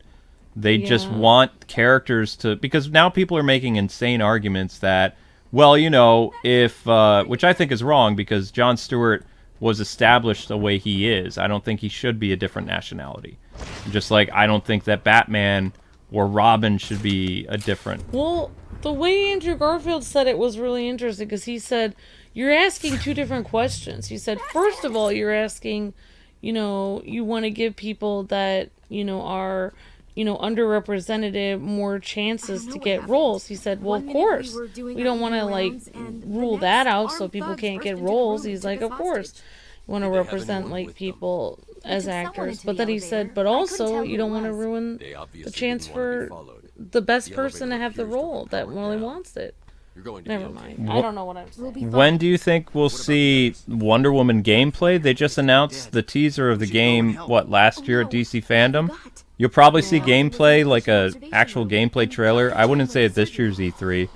Probably 2023. You'll probably get a tease for gameplay and an announcement for 2024. I never really believed you. But, I mean, that was Warner Media. You have to understand that Warner Media is dead. Warner Media is now Discovery. Like, the deal went through. Everything's going to be changing, like, so quick. There have already been so many projects delayed because of the merger. Or the buyout. I hate calling it a merger because it's literally a buyout. Like, there are more people on the Discovery board of directors for the new Warner Brothers Discovery than there are remaining Warner Media people. In fact, Toby Emmerich, which a lot of people don't like, most likely was fired. Like, he's gone, supposedly.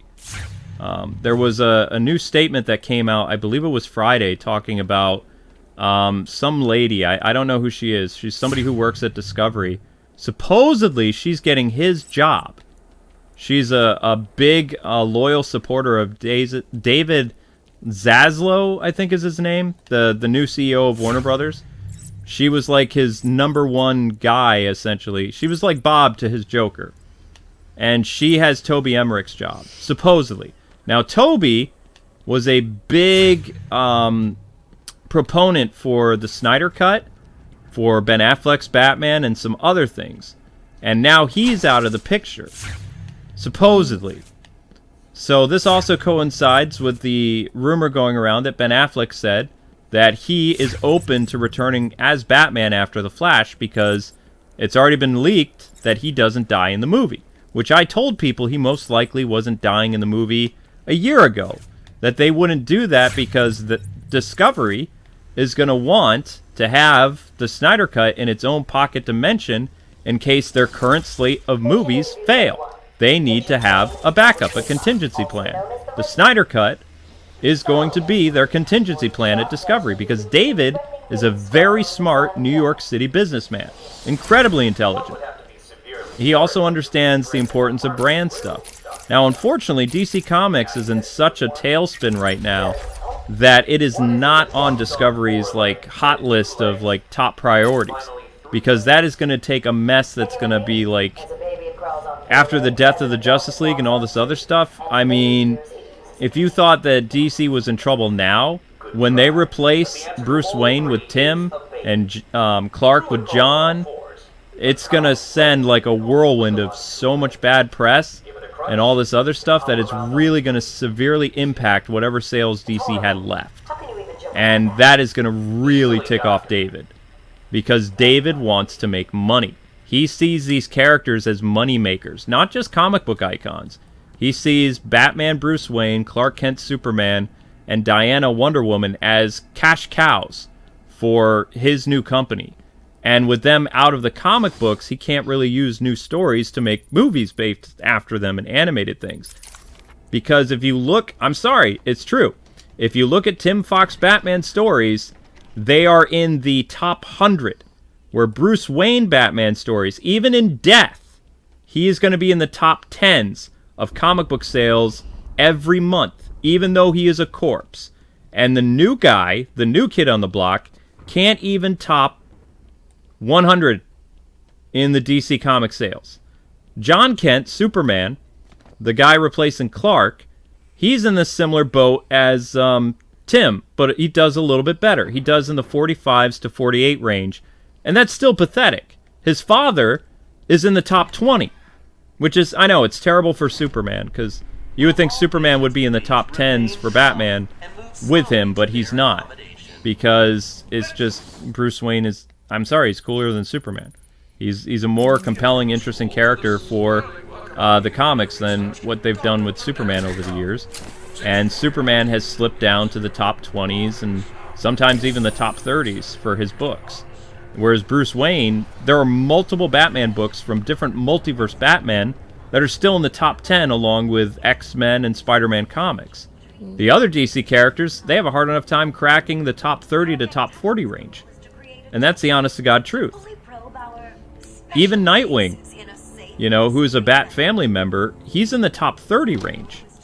Imagine that. The sidekick of Batman, in terms of all comic book sales, every month can only crack the top 30s in the United States. Don't speak. You're safe. He's not even in the top 10, top 15, top 20. Nightwing is usually around, and the Nightwing books are good, but he's only in like the top 35, 33 range. And then you have like the Batgirl comics and all the other stuff below him, like around the top 38, top 39. They're replacing Bruce Wayne with a character whose books are so low. It's insane.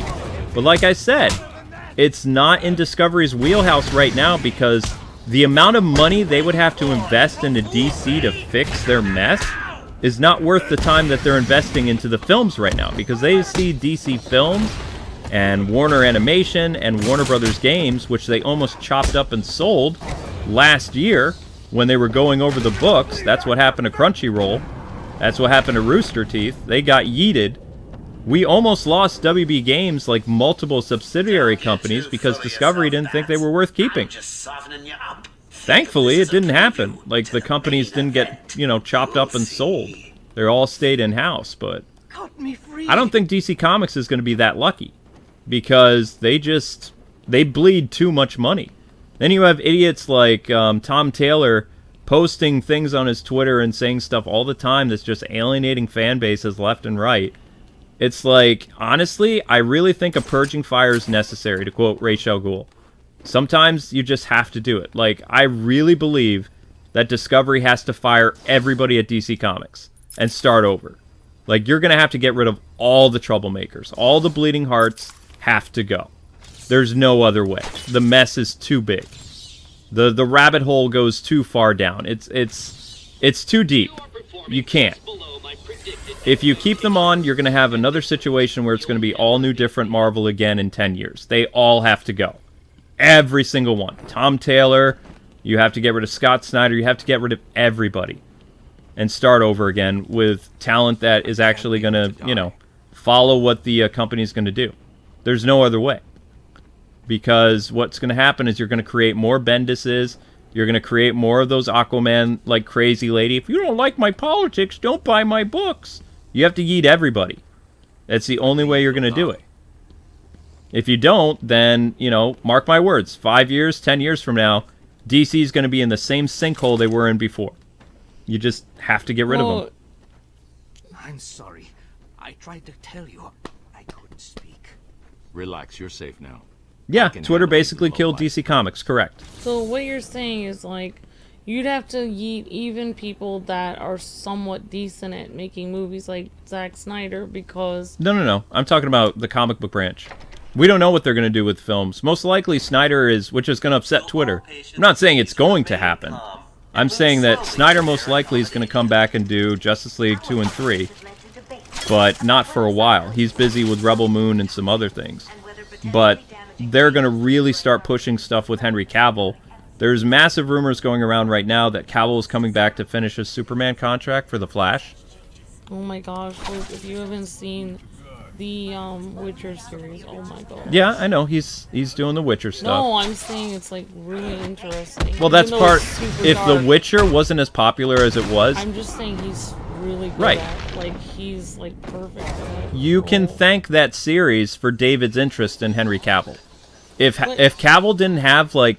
Basically what happened with Cavill when he left, supposedly, is he basically brought, like, value to himself as an actor even more. Because when Discovery saw the different things that Cavill is attached to, like Mission Impossible and The Witcher... So good in Mission Impossible. Right. It brought up his value, though. But all the Bond talk, all of that stuff. When he acts alongside Tom Cruise, he acts like they're, like, co-stars. Like, it's like he holds his own against everyone. Yeah, the man trends all the time. Like, he hasn't been Superman since, like, 2017, and people are thinking, like, Discovery doesn't see all these trends happening all the time with Cavill and Affleck. They're crazy. They're like, it's dead, bury it, it's never going to happen. You don't know that. All of the movies, except for 2, were all delayed until 2013. Or 2023, sorry. Yeah. The entire slate. There were supposed to be 6 DC movies this year with 2 projects on HBO Max. Everything is gone. Even the Batgirl movie's not going to come out this year because it can't, because it's tied to the Michael Keaton Batman. So you can't have Keaton show up before he's supposed to show up in the Flash movie. Doesn't work that way. Yeah, people were saying, like, different people that Nicolas Cage could play. Scarecrow, Lex Luthor.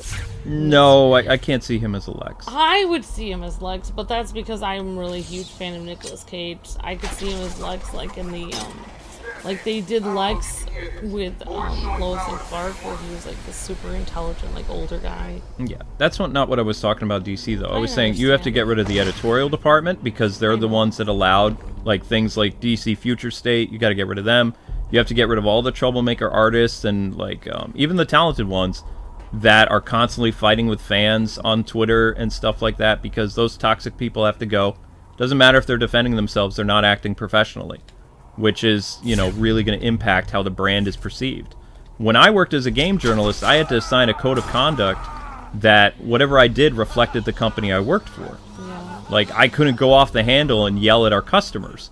So that needs to go back to what it was back in 2016, 2017. Because that new rule, ever since some other people have been in charge over there and a lot of people from Marvel came over, that needs to go. A lot of the really bad guys that they brought in all need to be fired. And the people that they chased out of the industry from witch hunts, they need to come back and run DC. Because those guys actually had talent. They were a great editorial and, like, executive staff that was over there. They had a lot of really good people just, like, 4 or 5 years ago. But they were all replaced by Bendis's people, pretty much. It's like, it was almost like a quiet takeover at DC Comics. It's hard. Never mind. I don't know how to say this, but it's hard if you've been working hard and then they replace you because you don't fit a check mark, and that's the only reason they replace you. It's like, you should never hire people and based on their political affiliations. Like, the world is so unique. It's like, basically they're trying to create either a clubhouse with one idea, one way of thinking, or they're creating a cult. And you can't do that. A work environment is supposed to be a melting pot of people and ideas. And that's how you make good comic books, that's how you make good movies.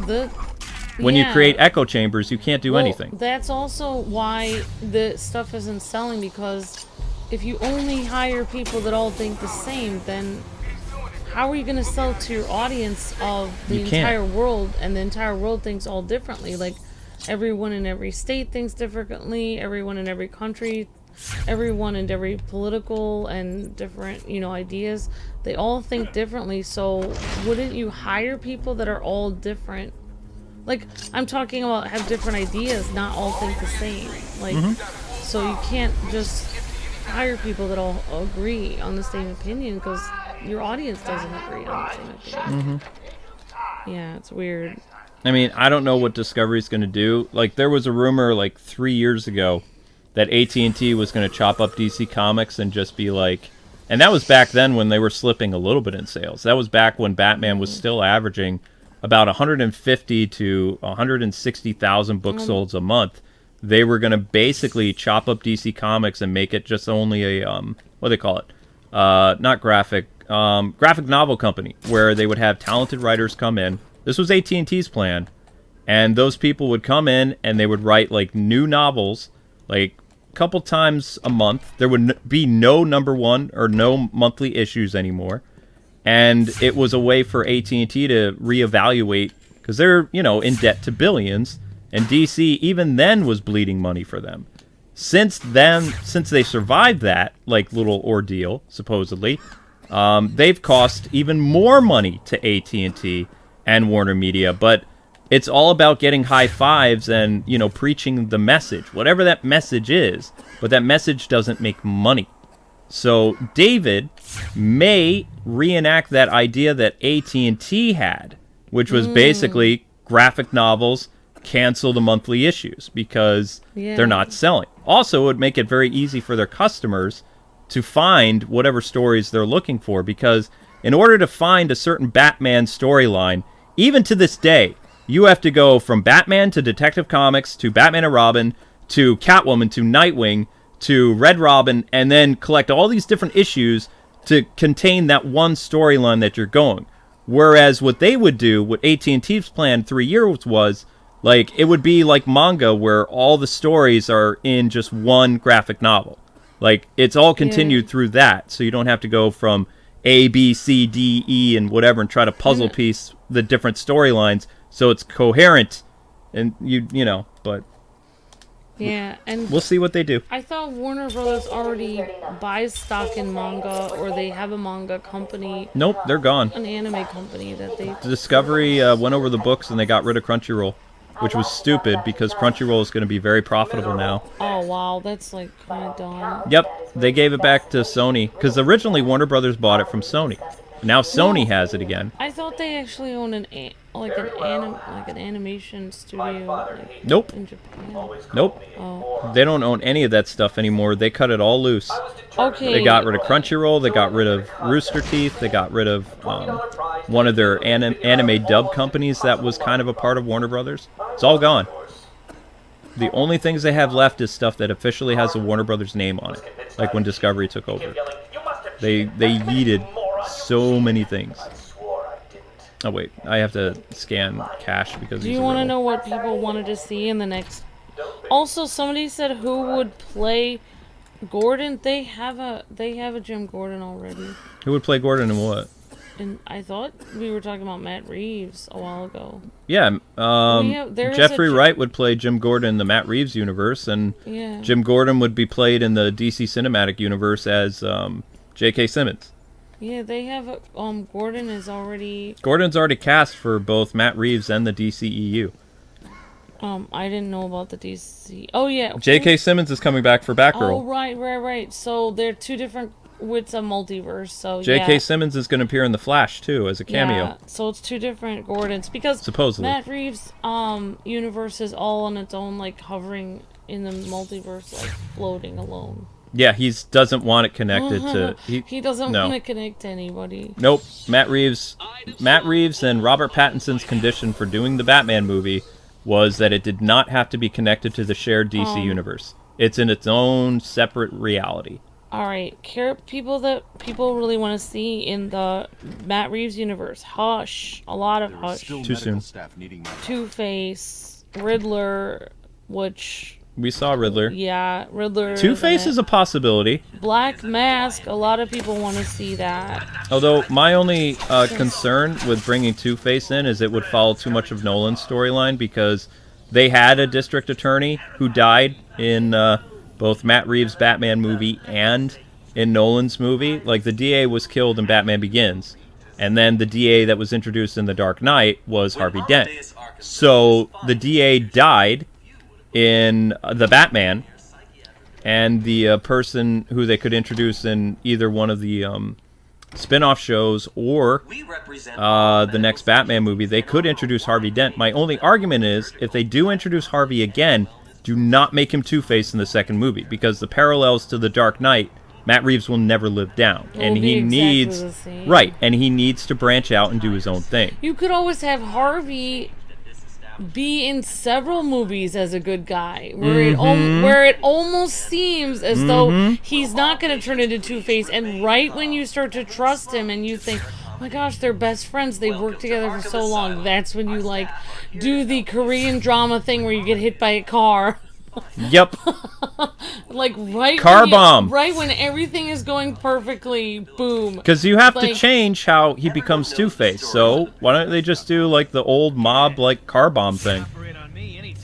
Like right when you're trusting him and you're just like, I feel safe. I feel safe. I know Harvey's not gonna turn into Two-Face. Everything is going well. Like maybe even Harvey would be like, I'm gonna be your best man, or I don't know, maybe Bruce would be Harvey's best man and something. I really liked the animated series. The friendship between Harvey and Two-Face. Yes, that was perfect how they did the animated series where Bruce Wayne was gonna be, he was doing a toast and Harvey was gonna get engaged. That was so great because it actually showed how close they actually are, because you have to be super close to somebody to actually toast them on their wedding. So it showed how close they were together, and then boom, right when it was a key point in their life together, boom, that was when he turned into Harvey Dent. That would be disturbing though. Yeah, obviously Professor Pig, Scarface.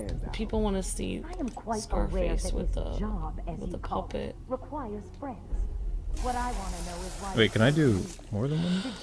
Yeah, I can. Professor Pig. If they have Professor Pig in it, I don't want to see it. Well, I mean, they can't do Killer Moth and like Firefly because the Batgirl's gonna do those. Victor Zsasz.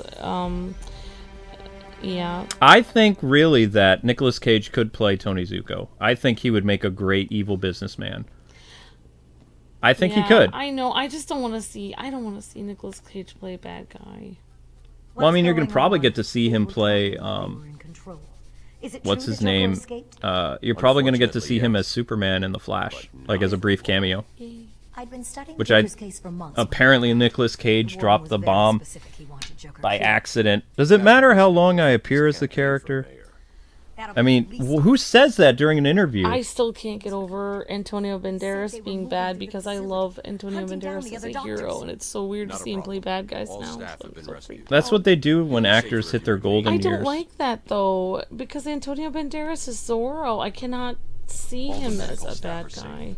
It's very frustrating to me. Do you know what I would do? I know that some people would be kind of like, no, I couldn't see this happening, but either in the DCEU or in Matt Reeves' universe, I would bring back Aaron Eckhart and have him play like some key character. Yes. Because he is such a great actor. Oh my gosh, it would just be so great. I mean, I would just have him play Harvey Dent. I mean, you could get I mean, the characters do look... I mean, it's a multiverse. It's a multiverse, yep. You could just have him. You could be like, oh, you could have such a great thing. How I would write it is like have this district attorney talking on the phone and being like, man, this district attorney is putting everyone behind bars. He's really on our side, and you know, like Jim Gordon is like, thank goodness we have this guy, and like you kind of see the back of his head. He's fighting for people against people in court. Like, I don't care how many people you have in your pocket. You're going to jail, Penguin. And then like he turns around and it's Aaron Eckhart. That would be so cool. It would be like, oh my gosh, he's back. It would be he was so perfect. He was beyond perfect for that role. Like beyond perfect. I mean, I would probably cast him as like the Scarecrow or something. Like I'd want to see like breaking my heart. I know, but I mean, the general audiences don't think as clever as a lot of people. Recast Billy D. Williams as Harvey. Yes, Matthew. I would love that. Billy D's too old, though. That's the thing. I wish. It Like was, he was Eckhart, robbed. you He could was you robbed could from still that. see Eckhart be around the same age as like Jeffrey Wright, because Jeffrey Wright is like an older commissioner, or yeah, he's kind of like a older Jim Gordon, like kind of like the Pat Hingle character, but not. And Aaron Eckhart is around the same age as Jeffrey Wright, and he was also the same age as Gary Oldman around then, so that's why it works so well. So Yeah. it could still work. It's just yeah, Clayton had some really interesting comments. Did you find them? Are they okay? Yes, they're safe now. Batman, Hmm. we've got another problem. I need to get back to the mansion. All my research notes are there. We can't risk Joker getting his hands on them. It's not safe, Doc. Oh, you think that they're probably going to kill You won't Matt stand a Reeves' chance. Batman? I don't think My so. life's work. Discovery wouldn't let them do that. Authority to. I'll get her there, Batman. You ask Matt Reeves' universe is going to become their milk. I don't like it, but who called the elevator? Wasn't us. But yeah, if they are really using the Earth One thing, Take then Dr. I Young. mean, Get her it notes could be a and then find potential. somewhere But safe to hold up. Everyone else, go to the observation room. part of the reason why they even canceled Zack Snyder's Justice League thing is because they planned on killing Batman in the movies, and you can't kill Batman in the movies because Batman is DC's cash cow. What's funny is DC Comics is going to learn the hard way in just a couple weeks what's going to happen when you really kill Bruce Wayne and you replace him with a non-likable character. It's going to be like the Jean Paul Valley thing, except instead of it taking like 6 months for it to fall apart, it's going to fall apart in 3 months, and they're not even going to have a backup plan. Other than, you know, just using Bruce Wayne as a corpse to essentially try to sell his books with like stories that people have been interested in for a year or so, but they were always wondering, like, where does this take place, like, in the whole, like, you know, Justice League 75 thing? And the writer and the artist came out and they said, oh yeah, all these stories about our Batman Bruce Wayne that you guys will be reading for the next year and a half, which you're so excited about, they all take place before Justice League 75. And people are like, wait a second, what? Yeah, after, you know, he's going to die, and then Tim Fox is going to be around as Batman, but Bruce Wayne will still be in the Batman books up until sometime in 2023, but you know that he dies. So it's going to be exciting to go back and see some of these stories that happened before Justice League. And all this backlash on Twitter, like the ratio, it's beautiful because people are like, why on earth do I want to be invested in a corpse? It's like, what are you talking about? It's like, if you're killing Batman, then replace him with Tim Fox and have him be in all the books. But DC knows that if they do that, it's commercial suicide for them because no one's going to buy Tim Fox as Batman. They might have bought Luke Fox because he was likable, but people just don't really like Tim. If they did, he wouldn't be in, like, he's basically like the bargain bin of comics. Like, the top 100 is not successful. That's really low bar. Well, and he's had almost a year to go above the top 100, and he still hasn't. He's just there. They're thinking, this is DC's mindset. They're like, well, if we kill Bruce Wayne, and we don't have Nightwing take his place, and we don't have Jason take his place, we don't have Damian or Tim take his place, and we force people to like Tim Fox, then, of course, they're going to buy the Batman books because it's just a guy in a Batman costume. That's what the public wants. And it's like, no, that's not what makes Batman who he is. It's not the Michael Keaton approach. It's not like it doesn't work the same way as Spider-Man, because Spider-Man, you know, he can be anybody in the suit. Batman can only be Bruce Wayne. It's not a Peter Parker scenario where you can imagine yourself being Batman. It doesn't work that way. Yeah, you don't just get spider powers one day and wake up and realize, oh, I have these powers. I guess I'll try to use them with responsibility. That's why Stan Lee was so smart, though. When he made Spider-Man with that one guy, Steve Ditko, I think is his name. I don't remember. They made it so that anybody could picture themselves in the mask because Spider-Man is completely covered up. Batman, you can see who he is. Like, his face is always uncovered. So if you replace him with somebody that doesn't look like him, immediately the villains in Gotham would be like, wait a second, you're not Batman. Yeah, you're right. You don't even look... The Robins, there was always a joke that the Robins all look the same. Like, the Robins always look like Dick Grayson. Even in the comics, when Nightwing became Batman, they could tell because Well, Two-Face, first of all, Two-Face knew. He looked a little different. He was shorter. sounded He had to different. wear. I loved how they explained it in Morrison's run. Like they said that Dick wore like lifts because Bruce Wayne was taller than him. So when he was trying to be Batman, even though he was doing his version of Batman, he had lifts in his boots. He was doing a perfect impersonation of Batman, but his greatest enemy, besides like some of the other characters that Morrison created, and you guys know who Morrison did. Amber just doesn't like some of those characters, so I'm not going to mention them. You can mention them. I don't care. I just Fine. don't want to Professor see them. Pig, I don't Flamingo, want to see them live action in front of me. Dollmaker, all Chopping those people off. different people that was in the Dick Grayson like Batman run. I don't care if you mention them. Two-Face was the only one that figured out that it was actually Nightwing as Batman. Like everybody else was fooled. No, Jim Gordon wasn't fooled, but everybody else was fooled in Gotham that it was still Batman. Because Two-Face is Harvey Dent, and Harvey Dent is Batman's friend, or was. He was. He could immediately tell that, something was off. And then they did the whole cop-out where Batman didn't really die. He went back in time. And the reason why they had to do that cop-out is because even with Dick Grayson and Damian as Batman and Robin, the sales still started to plummet with Bruce Wayne out of the picture. Even though that was the second best possibility. That was the second best possibility, and they still dipped. So DC had to panic and be like, wait, he's not really dead.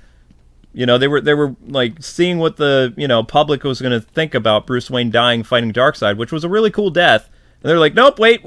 It's not really true because he's stuck in time, and you can read the Batman Lost in Time adventures with Bruce Wayne going all over the place like the Doctor. Basically like Doctor Who. But it's not just... Hanging precariously over a deadly drop. I can't throw a batarang. I want to throw a batarang really bad. It's not just how he looks and how tall he is and his voice. It's also his demeanor, how he acts. His stance, how he holds himself, whether he quips or not. How he fights, they can tell because of that too. There's so many things. Especially because Nightwing smiles. That was the huge difference. Yeah, Nightwing was very... And Nightwing quips. Yep. So, not the same. It's not the same. Also, I think Bruce Wayne is better at being Batman than Nightwing because he's just better detective. Yep. Exactly. Scarecrow time. They made this so eerie on the PS3. So cool. Yeah, they changed it when they remade it, but they got rid of the smoke. The thing is, what makes it different this time is for the first time in, I think, 40 or 50 years, Batman's actually going to be dead. That's the big selling point this time, is what they want people to understand. The problem with... The problem with Tim Fox is that they did Luke Fox dirty. That's the Yeah, they made Luke Fox a villain. That's a real problem. They made the ex-criminal the hero, because like Tim's origin was he was a druggie, and he was a criminal that was basically shunned by his father in the 1970s, and then he disappeared. Where he was never brought up in comics again. And then when they made another son for Lucius Fox, they made it Luke Fox. They didn't even bring Tim back. Yeah. Help me, Batman. The way that they did that is like, it just feels like if they, like in Marvel, if they took Rhodey and then they made him have a brother who was a criminal, and then made Rhodey an evil person, and then replaced him as a war machine.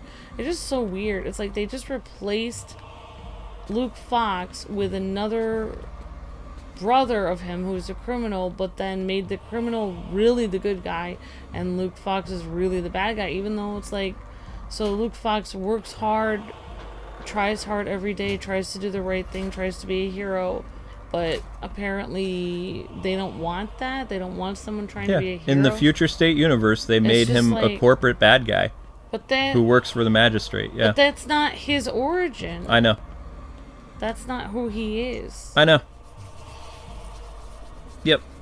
So basically, they did the Jean Paul Valley thing again, where they brought in this character that had no relation to the Batman family, and they made him Batman. And the thing is, they've done this a couple times the past, like, 10 years. Like, they made Jim Gordon Batman. That didn't do well. They made, who else did they have Batman? Jean Paul Valley, they had Jim Gordon, Dick Grayson. And every time they do that, the sales dip. Yeah. But if the character isn't likable, and, like, at least Nightwing, you know, by Chuck Dixon and Devin Grayson and stuff like that, before he became Batman, he was a popular character. Like, he was an upcoming, you know, really popular comic. Like, the Nightwing books prior to Tom Taylor, not the New 52, the Nightwing books of old, like the 90s and 2000s run, like, they were in the top, like, 15 to top 20 for comic book sales a month. And this was back when Nightwing was doing, like, 100,000, 125,000 an issue, when Batman books were about 250 to 300,000. So it was still a pretty big top seller. Nowadays, the only Batman books that cross over 100,000 are like Bruce Wayne stories, and even 100,000 sales a month, that's pitiful for a comic book.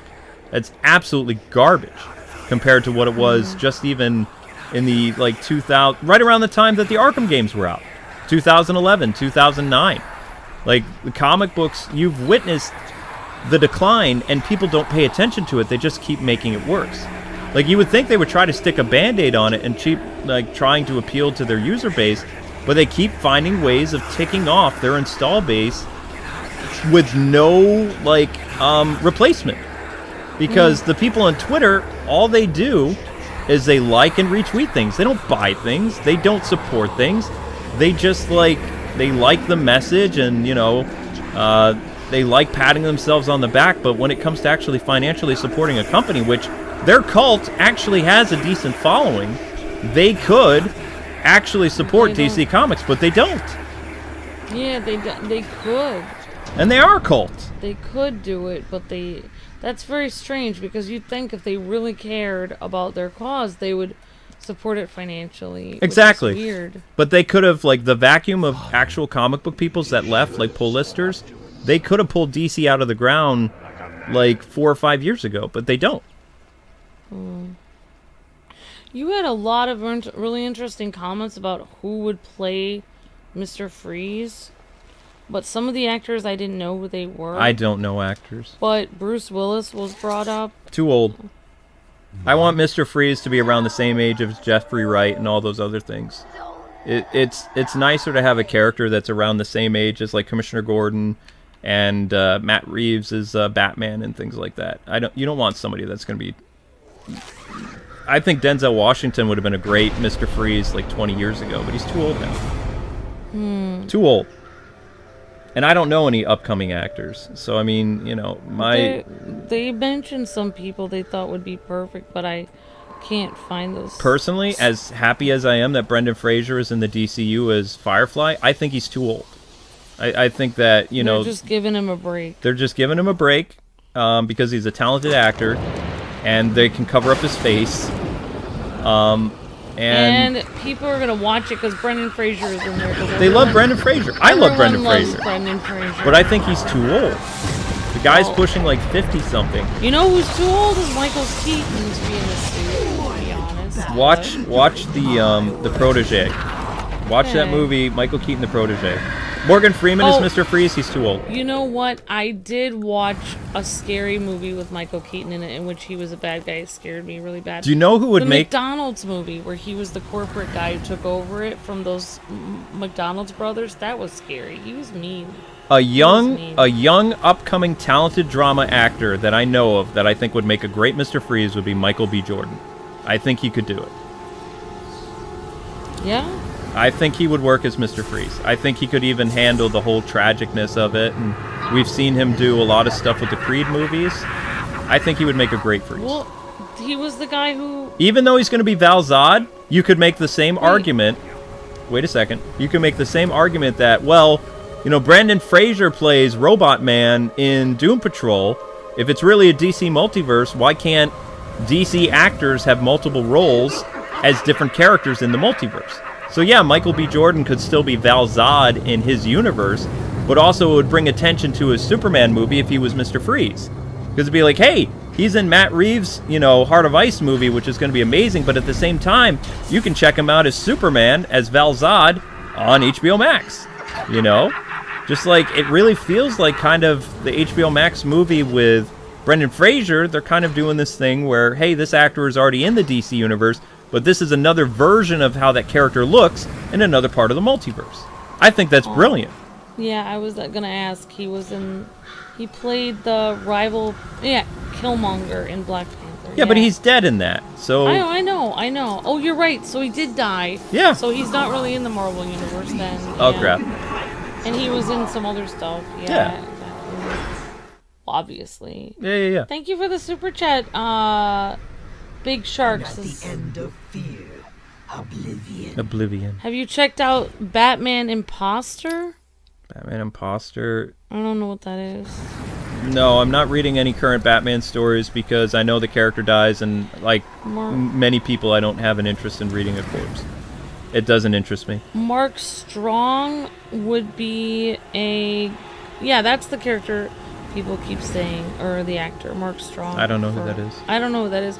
But I agree. I think Michael B. Jordan would be great as... He's around the same age as Robert Pattinson and Jeffrey Wright. Honestly, and he kind of did play, in a way, a tragic character already, because he played the rival to Black Panther and stuff like that. But it wasn't that tragic. Well, I mean, he was the villain. Yeah. But I think he could play a tragic villain. I've seen a lot of his dramatic roles. I think he could do it. Oh yeah, and he really likes comics. Yep. He's into DC Comics because he really wanted to play the alternate Earth Superman. Yeah, he actually knew everything. Just like Henry Cavill knows everything about Clark Kent's Superman. Like, Michael B. Jordan knows everything about, like, different variants Superman. Might be coming back in Black Panther too. That's interesting. I didn't know that. Oh, I didn't know that. Oop. But I could completely... Yeah, I mean, he could... I mean, yeah, like, you want, like, especially if he's gonna be, like, a powerful villain and stuff like that. Tom Holland could make a good Bane? No. No, stop that. I'm surprised The Rock didn't end up being Bane. Actually, he still could. If you think about it, if you Shazam in one part of the DC universe and another, like, say, Matt Reeves movie's like, hey, we want The Rock as Bane. Be like, this is just what he looks like in our universe. It's that whole multiverse effect. I love it. Because the character who's playing Killer Moth in the Batgirl movie has already appeared in the Matt Reeves Batman movie as a Riddler thug. So instead of him having like a bigger role in Matt Reeves' movie, which is just that of designated Riddler goon, he has a bigger role in the DCEU as Killer Moth. They've already done it. So I'd say keep going with that, because I think that's really interesting. You know? If not, I don't know, this would be weird, but I mean, it would be cool if Michael B. Jordan played somebody in the Matt Reeves. You could play him as Harvey Dent, his best friend, Harvey Dent, and then he could become Two-Face. I don't know. I could actually see that happening. Yeah, I mean, like, he's handsome, so Harvey Dent is always handsome, so there you go, like... Yeah, you don't want an ugly guy to play Harvey Dent. That he has to play it has to be shocking. He has to be a good-looking criminal. Yeah. Yeah. He has to be a good-looking guy. Because if he's already ugly, then... Yeah, exactly. Like, that's what's so shocking about it. Mm-hmm. They always pick a good-looking guy, because then when their face gets messed up, it's like, oh my gosh. Yep. Who could play Killer Croc, says Jimbo. No idea. Suicide Squad, Killer Croc is awful. Crane's gas must I don't know. I don't know who could play Killer Croc. I mean, I would want to see King Shark come back. Thank you, Jimbo. Thanks so much for the super chat. Yeah, I mean, a lot of people have a lot of ideas. Out of all the people to get, like, really cool stuff, like, I really hope that King Shark gets his own show. People were saying that the person they were wanting to be Mr. Freeze was the person playing the villain in the Shazam movie. The guy who the dude with the monocle? I mean, he'd be like Grandpa Freeze though. Yeah, I mean, I'm thinking I want Mr. Freeze to look I want him to be a little bit younger. Yeah. Don't want I Grandpa agree. Freeze. Grandpa Freeze is no fun.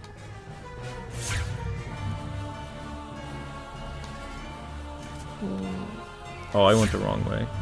Hi, guys. I feel like Denzel could pull off a Two-Face as Edward. Denzel's too old. Denzel's an amazing actor, but he's just too old.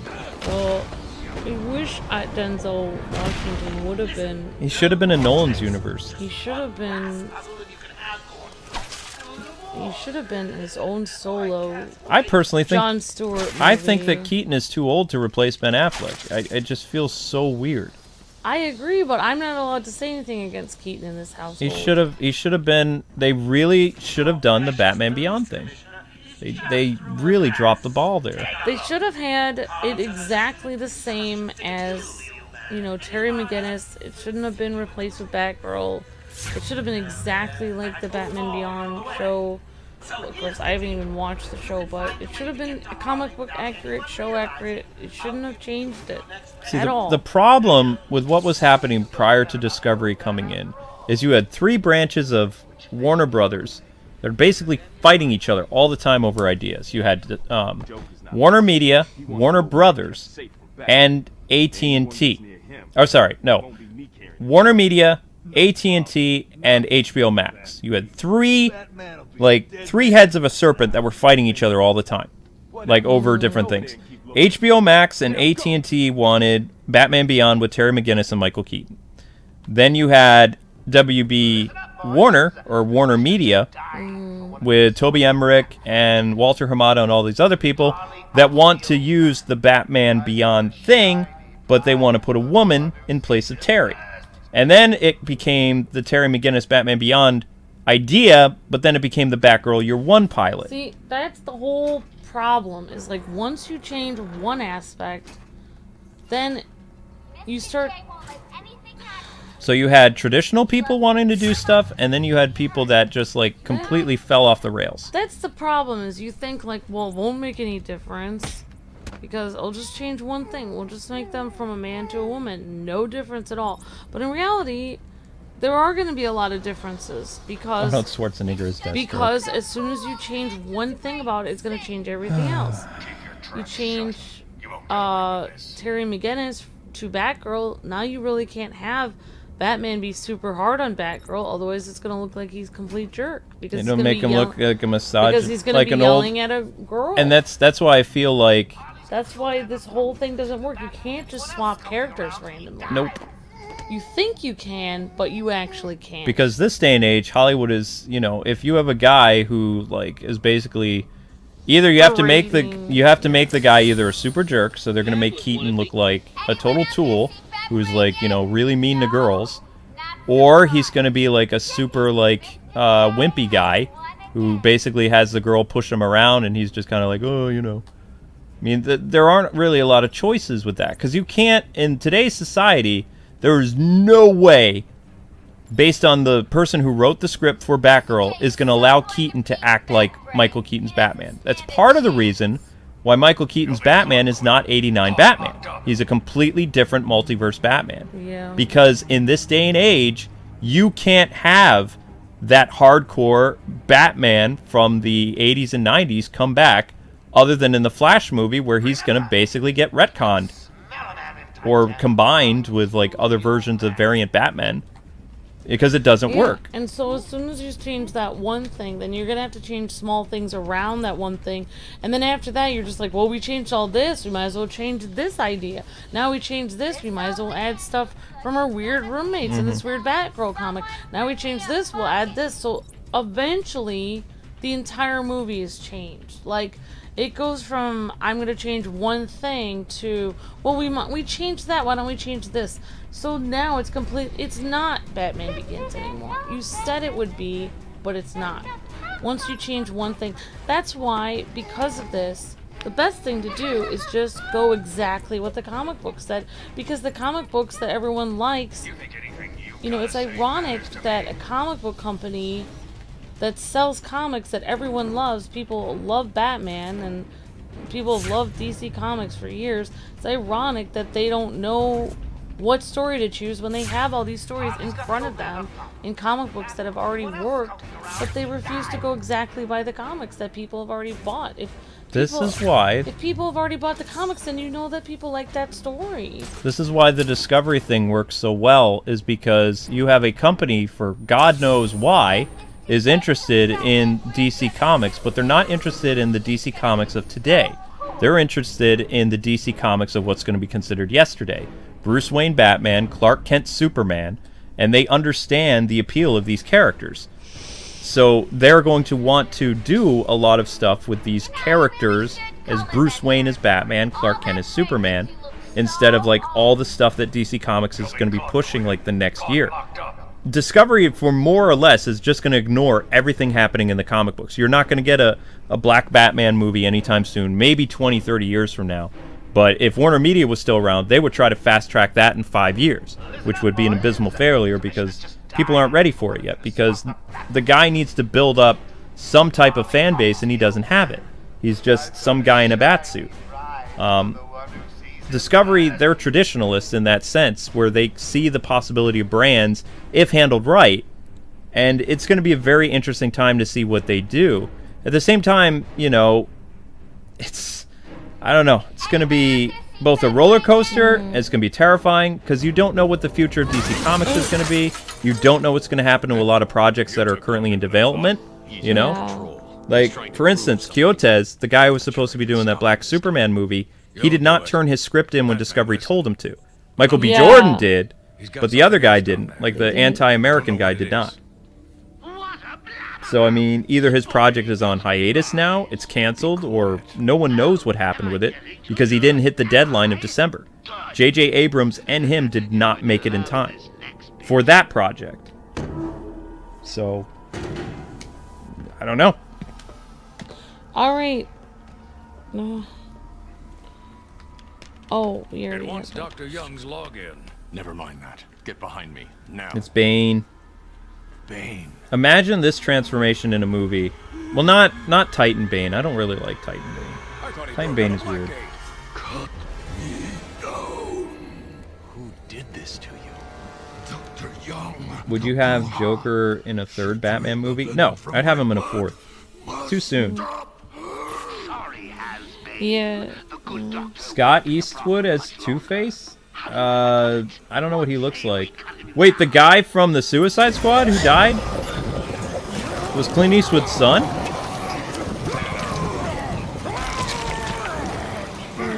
I don't know if he's super... Would he count as a handsome Harvey Dent? Chris Evans as Two-Face? I mean... I think Michael B. Jordan would be great as Two-Face. He's handsome. Chris Evans wouldn't work for Matt Reeves' universe. He could be Ben Affleck's Two-Face. You know, but I mean, that'd be like bodybuilder Two-Face. Now I want to see Michael B. Jordan as Mr. Freeze, because I think that would be fantastic. It'd be interesting. I think he would surprise people. No one thought that Keaton could be Batman at first. Yeah, I agree. They don't want. I agree. Yeah. Yeah, there is something. Yeah. You had an older comment that said people thought that they should bring Paul Dini in for management in DC. I just don't. I don't know. I don't know. Like, I mean, I don't even know if you would want to do it. You have to understand, guys. I mean, it seems like a lot of people in the past are not like the people today, but there is a very small circle of even people that worked on Batman the Animated Series that didn't end up becoming woke weirdos. Yeah, like everyone has changed. You have to follow their social media and see the articles that they're posting. Paul Dini is still somewhat, I would say, in the middle, where I think people are supposed to be. Like, there needs to be a balance in thinking like that. But Bruce Timm has said some really bizarre things that makes me very concerned about his upcoming Cape Crusader project. Because he's going to basically...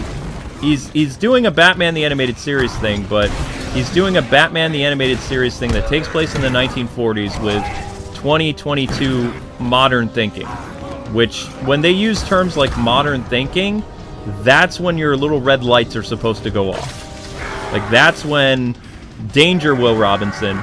So, you know, Bruce Timm has always been kind of a weirdo. Paul Dini was kind of like the yin to his yang. You know, basically kind of steering Bruce in a good light. But I would say out of all of the, you know, current writers and stuff, I could see Paul Dini doing okay with DC if he went with that. But you have to remember, he's still really heavily involved with Marvel Animation. Like, he has a really big job at Marvel Animation. He's been responsible for a lot of Spider-Man and Avengers shows for like the past, I'd say, I think it's been at least 12 years now. So there's no way he's going to give up his job to come and do any type of executive work at DC. You're not going to get EVS back. You're not going to get Jeff Johns. You're not going to get Chuck Dixon. You won't get Grant Morrison. None of those guys will come back. Like, that's done. There's no way. Some of them were literally chased out of the industry for different political opinions, which never should happen. Well, but they'll never come back to help DC. I think the world is weird, and I think like some people that wrote really good stories in the past, like they've stayed the same as they were in the past, and other people have just changed with the world and let the world kind of change them instead of sticking to who they were in the past. Personally, I've been following Chuck Dixon for like 15 years. He still is pretty much the same guy that he always been, but he doesn't really like DC anymore. He hasn't liked DC in probably 10 years. Yeah. I think that he has a great mindset and a lot of creative ideas that could really help benefit that company. He made like 200 comic books for them, like over the span of like, I think it was like 12 years. Actually, probably he did more than that. Scratch that. He did just 200 Robin and Nightwing books simultaneously. Plus, he wrote Justice League, Batman. He worked on like collaborations with Superman, the Justice League. He would be a fantastic candidate to return to have like Jim Lee or Dan Didio's job, but he won't do it. Yeah, and I won't, yeah, thank you for the super chat, Samuel. I'll wait for the weird cutscene. I'm actually getting through this a lot faster than I normally do. Between these buff I don't guys. like leaving you here. Yeah, they Man, won't. it's like- They won't do it. Jim Gordon is like so. Radio claims he's planted bombs swole. all over Gotham. I mean, I have a scorched earth policy too. I mean, if people burned me that bad, why would I come back to bail them out? Right. I'd just watch the world burn. Be I like, mean, so long, DC. We didn't want to go back to. I didn't go back to Maker Studios when they offered us a lot of money. I said, no way, Jose. Well, actually, I told you that I would like. Pull up all you can find We on both Dr. said Young. that. We I'll both go didn't through want to go anything back. I know. We were both very like firm in our statement to Disney, and it was Disney that was asking to buy K-Wing's Let's Plays, and we said no. Yeah, because they. Well, because did we horrible were things to us. mistreated by Maker They Studios. Yeah. screamed at us over the phone. Well, that was before Disney, but still. It Still, was I couldn't. I bad. couldn't remember. I couldn't go back. It was still the same company. It was just under new management. Yeah, I mean, like, yeah, today's society does make men feel bad about being men. Exactly, I agree. And honestly, they make women feel bad about being women. If you really, but no one wants to admit that. They uglify women. They make women feel like seemed if even more powerful I than usual. Joker wants just the want venom, and that can to, you only be know, trouble. be feminine and I'm do heading to women Dead things, that Man's there's Point in something Arkham wrong North. with that. I'll And the same contact about you once I'm in the men. back. Men aren't allowed to be masculine.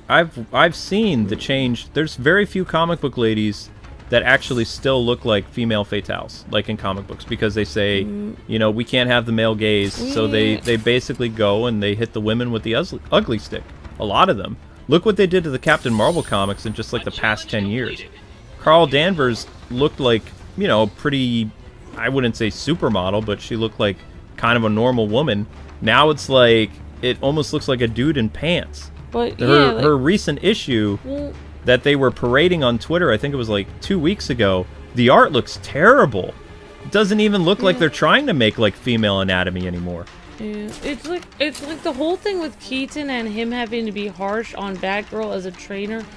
For him to have to actually be masculine and be a hard boss, for some reason, like, it would make him look like a jerk, but in reality, like, I was just thinking about my culinary class. Oh, they would make so many, like, videos and articles about, like, how Michael Keaton's portrayal of, you know, this stuck in the 80s version of a superhero, like, being demeaning to Batgirl, but if they have a movie where Batgirl is basically belittling and, like, you know, making Keaton look like stupid and things like that, he can't win. They're gonna make all these articles like, oh wow, look at how well Batgirl is handling this, you know, older Batman and like all this other stuff, when she would basically be doing the exact same thing that his character was doing, but it would make sense from his point of view because his character is mean. Yeah, like, it would make... It's, you know like, what I mean? It's like what they did to Boba Fett, that I heard. But, like, yeah, like, for instance, well, the one thing I thought it's kind of similar to is my culinary class.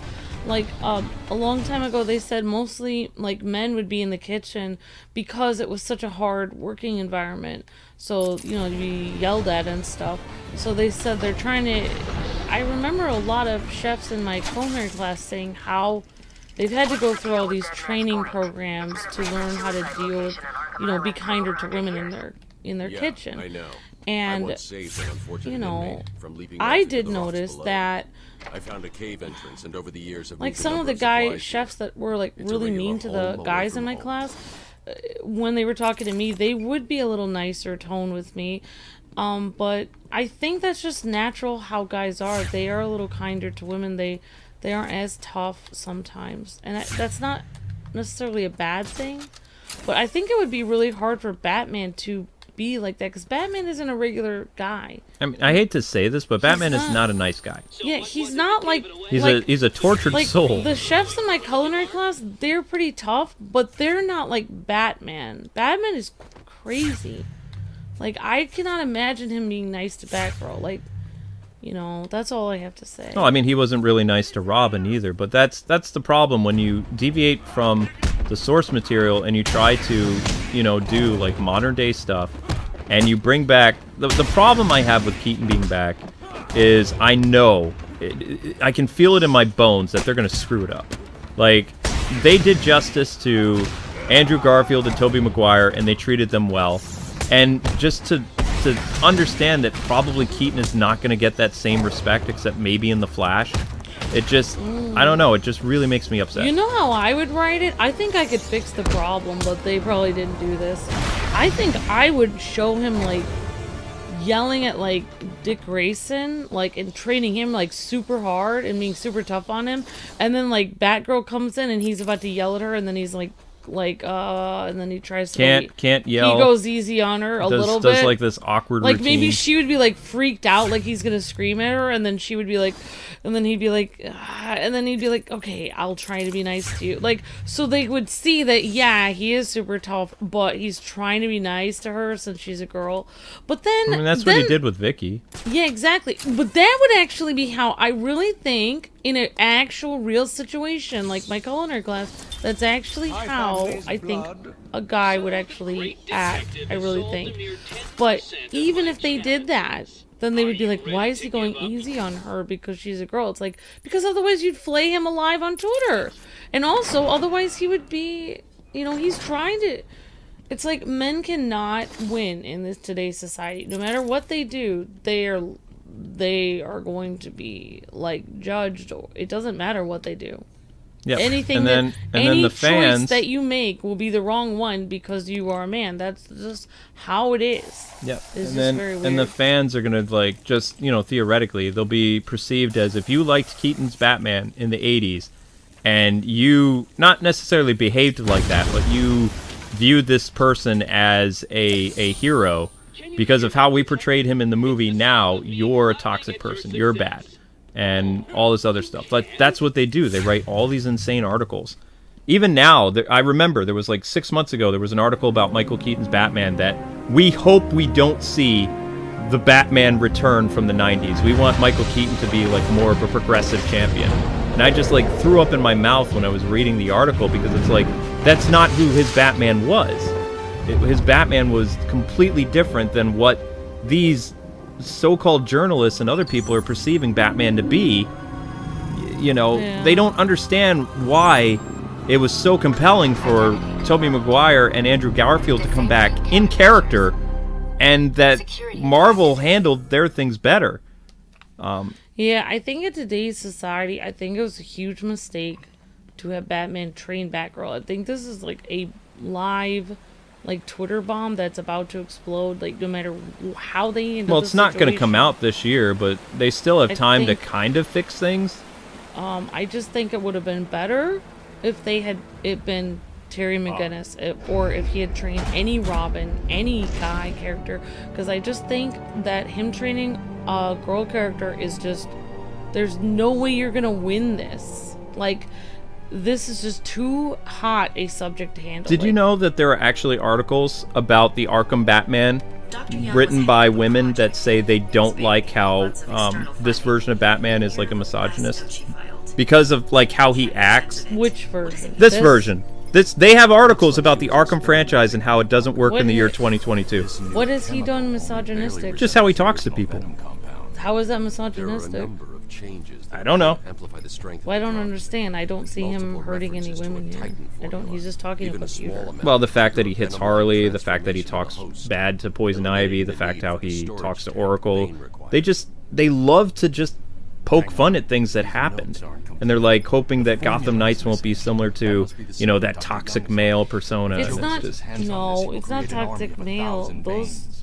Those women have killed countless people. Well, Oracle hasn't killed anybody. What am I saying? No, but he doesn't mistreat Oracle. He's just matter of fact. Yeah, I mean, that's why, I mean, I see these drama channels all the time reporting on these stories. And it really ticks me off because I don't, you know, I don't like reporting on them because it's just like, I want to ignore it, but then I guess if I don't bring attention to it, it just gets worse. I don't know. Samuel says, exactly. Batman is not a really nice guy. Even in the Arkham games, he's cold to everyone, men, women, whatever. That's because he's dead inside. That's just who Batman is. Exactly, so She was heading to the you're mansion gonna with Cash. basically. I'm going up top via the catacombs. What I don't like about modern society is you take a character, like this is a character, whether or not he's a jerk to Batgirl or not, then they're going to base that off of, oh, you're saying that you're promoting men to be jerks to women. But in reality, no, you're promoting Batman to be jerks to women and men. Batman is not representing all male kind. He's representing a crazy person who dresses up as a bat at night. He happens to be male. If he was written as a female who was crazy who dresses up as a bat at night, then he would be a female who was mean to men and women. It doesn't... He was written as a guy, and he happens to be crazy, and it doesn't mean that just because Batman is mean to I prefer the Oracle, term baddie. it doesn't mean because Batman is mean to Batgirl or Batman is mean to Oracle, it doesn't mean that they're saying that's a great idea for all men to treat all women that way. They're saying there's one guy, and he's deciding to treat everyone that way, which Cold. is... me, it has no reflection on their interpretation of what men are supposed to treat women like. Where does it say? Where does it say in the Batman comic that, you know, if you want to be, you know, like, that Batman says, I hope all men treat women the way I do because I am the prime example. Don't read current DC comics. I don't remember Batman ever saying, I don't even think that Batman feels that he's a symbol for people, because that's why he always points to they're missing the whole point. He always points to Superman and says, you're a symbol of hope, not me. He goes in the shadows and takes care of business. That's why he always talks to Clark and says Clark is the symbol of hope. And he always says, like, Clark is the happy, smiley guy, and that's why he and Clark get along, because he admires that Clark can kind of be cheerful even though he can't. Yeah, Batman doesn't even think of himself as a role model for how to treat people. He's never said that, so why... He's a terrible idea for a role model. That's why he struggles with, like, raising Robins, is because he's not really capable of human interaction as you know, which you would think people would understand that, but they obviously don't. You know, but I I never thought of him as misogynistic. I always thought of these. It's a buzzword today. I always thought of these women as coming on to him wearing very little clothing and acting like, oh, I'm going to get my way with this guy. And he was like, no, I'm not taking an inch from you. You know, you always get your way with people, and I'm not. Because I don't care how little clothing you're wearing. You're a criminal. You're not getting away with me, because they're used to manipulating people with their feminine wiles. So that's why I always thought, you know, I was kind of like, yeah, like, don't stand for that. So I'm sick of women that use that kind of tactic to get away with murder. I don't want women to use their feminine wiles. So I've had cheerleader girls in my school that are rude and cruel. They use their feminine wiles to get away with everything. I hate those kind of women. So I don't have any problem with Batman mistreating them, because those are evil women. So they did That's something what I believe. A little while ago. It was like 3 years ago. There was a comic book where basically it shows you that even 3 years ago, DC was starting to not understand Batman anymore. He was talking with a supervillain, and he was going into this monologue how he was afraid. It was like 2 pages of Batman talking about how he's scared to act and all this other stuff. And it was just like, what am I reading? And they have him like sulking, and he's talking about how, you know, the Batman that I grew up reading, he uses fear as a weapon. He's not out there in a playsuit crying for mommy and daddy, but the version of DC's Batman, even going back 3 years ago, he's just becoming less and less like the character. Like a guy who's terrified of things, and he's just doing the best he can. That's not what Batman does. He uses fear to prey on the fearful. He's not afraid himself. I don't know if DC was trying to distance himself from the whole Daredevil thing, because he's marketed as a man with no fear. But he was talking to a woman character, and he was talking about how he's afraid of things. And it was just like, what in the world? It just seems dumb. It was super dumb. And that was under Tom King. And everybody was like, oh, Tom King is this, you know, ex-CIA guy. He's a great writer for Batman. It's like, no! He didn't understand the character at all! Here's how you know that Batman is not misogynistic, and I'm just gonna say, here's the prime example why he's not. Like, basically, like, Oracle doesn't quit. She likes working with him. He respects her. She respects him. It doesn't matter if he talks to her in a gruff voice. She knows. He talks to his butler in a gruff voice. She knows that he cares about her. If it comes down to it, he will do everything he can to save her life. So no matter if, you know, he talks to her in a gruff voice or not, she knows behind it he does care about her. So it doesn't matter how he talks to her. Some people don't have the ability to talk to people the right way. Some people aren't very good friends. But it doesn't mean that you just stop being friends with them. Sometimes, you know, your friends, they're not very good at being friends back to you, but it doesn't mean you stop being their friends. Like, I don't know how I'm trying to explain this, but she knows that it probably doesn't hurt her talking to her in a gruff voice, because she knows he does that to everyone. So that's just him, you know? It doesn't bother her. I know, but the reason why, I stopped doing new issues of Batman is because it doesn't look like the character that I grew up and I learned about. It's almost like seeing a stranger in the Batsuit. Like, at least what DC's been doing since, like, probably 2018. Like, Tom King's run, Tom Taylor. All these people, it's like, they bring their best effort when they write for Batman, and they just haven't been doing that. It's like, Batman is supposed to be the character that everybody wants to write for, but it seems like, this is just me, you know, spitballing, but it seems like this is the character that they had to pull down and destroy in order to get the new Batman in there. They had to basically go and change how Bruce Wayne is at his core level to make it easy to kill him off and get people to be like, he's gone now, and now you have Tim Fox's Batman, because they've been systematically dismantling the character since 2018 in comics. I kid you not. Through Tom Taylor, through Tom King, and the other guy who was there for a while. Scott Snyder actually handed off the Batman books pretty well before he left. But the people that came after him, they just have no idea what they're doing. Yeah. you know? And it's sickening. It really is. A Batman that's afraid? Well, it's like, what? Yeah, I mean, I was just thinking, like, people are... I don't know, never mind. I was just thinking, it's like, you know, like, we work together, and, Looks like the Blackgate you thugs have know, access some to the people armory. say, like, that we don't like working together, but if that was true, then why are we still working together? We still enjoy working together after all these years. We still work, we could, either one of us could quit. But I'm just saying the same with Batman and Oracle. If she really didn't want to work for him, if she really felt he mistreated her, then she would just quit. She doesn't need to stay there. There's nothing keeping her there. I'm just saying. I know she's a fictional character. I'm just saying. Oops. I did something stupid. Are we optimistic about Discovery on board?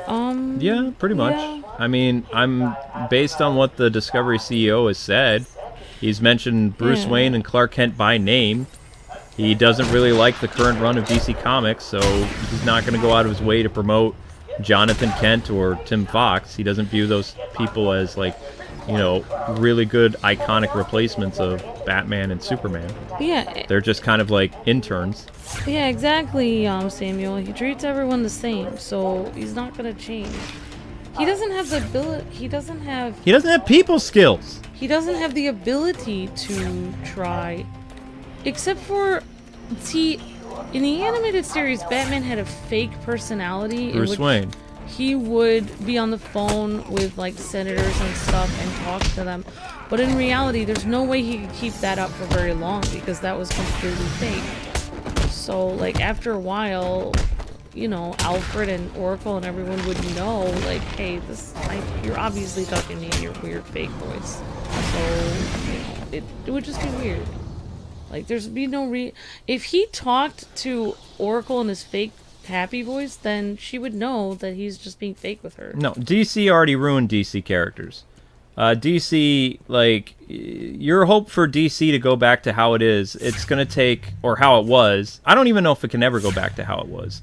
The only way that DC could go back, honestly, if I was really David, I would do the AT&T plan. At this point, just going back, I don't even know why I did it, but I was able to pick up some Batman, like, full stories of like, issues that I didn't do. I was able to read, like, all of Tom King's run, and I was able to read a lot of some other people afterwards, like, right after, you know, Dick Grayson got shot in the head.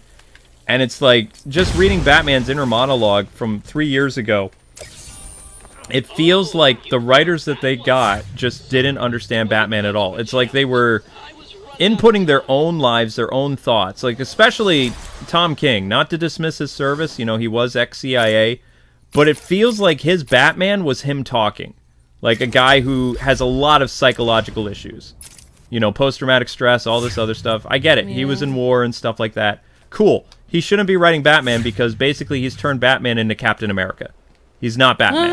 I'm serious. Yeah. And I believe that he actually had a run at Marvel writing for Captain America or another Marvel hero. It doesn't feel like Bruce Wayne. I don't see Batman with post-traumatic stress at all. Like, if he had post-traumatic stress, how could he handle being out with, like, tons of criminals and stuff? Like, I don't think he's afraid of anyone. Like, he used to be afraid when he was a little kid. That's why he turned his fear and became Batman, and now he makes criminals afraid of him. I don't think he's afraid That's the basics. I don't think he's afraid of anyone. When you forget the basics, the core of the character, you destroy the character. Because, I mean, I have some, like, you know, I was told I had some PTSD myself from some stuff.